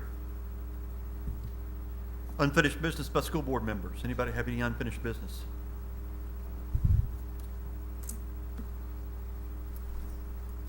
Hearing none. Anybody have any new business by school board members? Yeah, I'd like to bring up the possibility of our holding some community meetings. I don't know how y'all who went to the Board of Supervisors community meetings felt, but I'm just wondering if it would be something we might want to do in the future. I thought it was good to get feedback, and it gives you a chance to talk back and forth with constituents, and so that's just something I'd like to put out. Not for a decision tonight, but to think about it and see if it's something we might want to do. Well, Wendell and I had talked about that briefly Uh-huh. at the other night, and I think it's something that we probably need to do. Yeah, I think it's yeah. We've done it before, and I believe it's time to do it again. Good. Okay. I think a good time would be in the fall when the new schools are open, and we Yeah, could that- even do it in Yeah. one of those schools. Yeah, and hold them in the new schools. Yep. Cool. And then my other, a question, I don't know if it's under old business, new business, with regard to Representative Delegate Yost. He had asked for feedback, and I never saw anything about that. Had you all seen it? He sent us a letter back in October. Next few weeks, I'll be posting a survey on my website, and I don't know if any of us ever, I didn't even know about it or think about it, but I am concerned about possibly writing him a letter from us regarding our concern with schools being rated A through F. Has anybody had conversation with the community about this new approach to how the legislature this year is saying we are to be rated? Each school is to be rated A, B, C, D, F. And today, I was at AARP with a professor at Virginia Tech in the School of Education was actually written a paper. He was, at the time, teaching in Florida, when Florida started this. And he has teacher response. It's quite an amazing piece that I'll try to get to you all.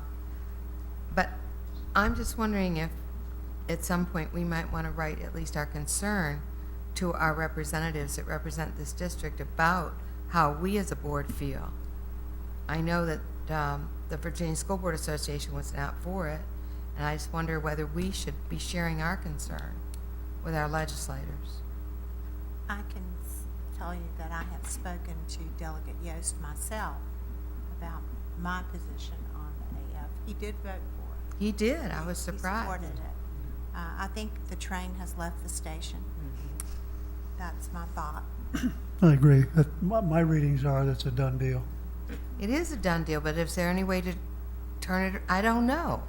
I mean, I don't want to live with the concept that this is done and there's nothing that can be done about it. I don't know, and I think we should at least share our concern. I mean, it is very, very, and this piece that this gentleman presented to us today, that he and his colleague has some depth to it. I don't know. I'm very concerned. I really am concerned.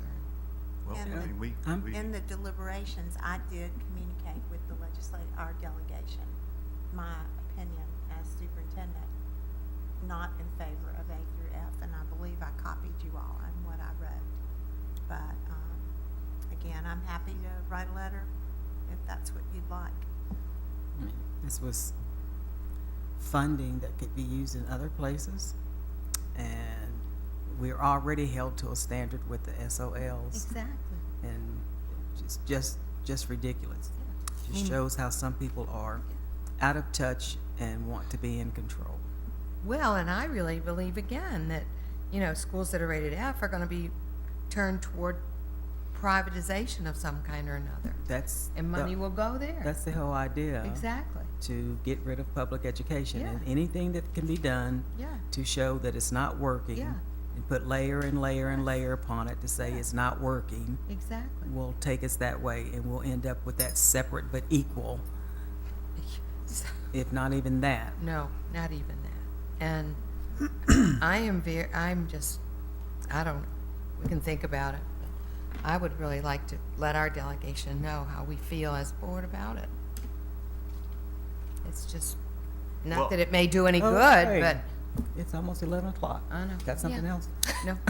No, that's just what I want to put out, though. Think about it. Announcements and any other new business by school board members? Announcements and information? Yes, I went to Blacksburg High School's senior high directed plays last weekend, and they were incredible. I just want to tell you, and I do urge everybody to go to Christiansburg High School this weekend to see Pride and Prejudice. And they are phenomenal, just like our BHS kids were phenomenal. And if you don't have anything to do over the weekend, check CHS's site and show up, because they're going to be awesome. Yay. Here's to the arts. And thank you for tonight. I loved it. Any other announcements and information? Motion to adjourn? Well, kindergarten registration? Oh, yeah, when is that? It's right here. Right here. April 8th through the 12th. And the next thing is upcoming school board meetings. You see the next two in April, the 2nd and the 16th. And with that, I ask for a motion for So moved. adjournment. Second. All those in favor signify by Aye. saying aye. Aye. Any opposed? We're adjourned. Thank Board you. members and members.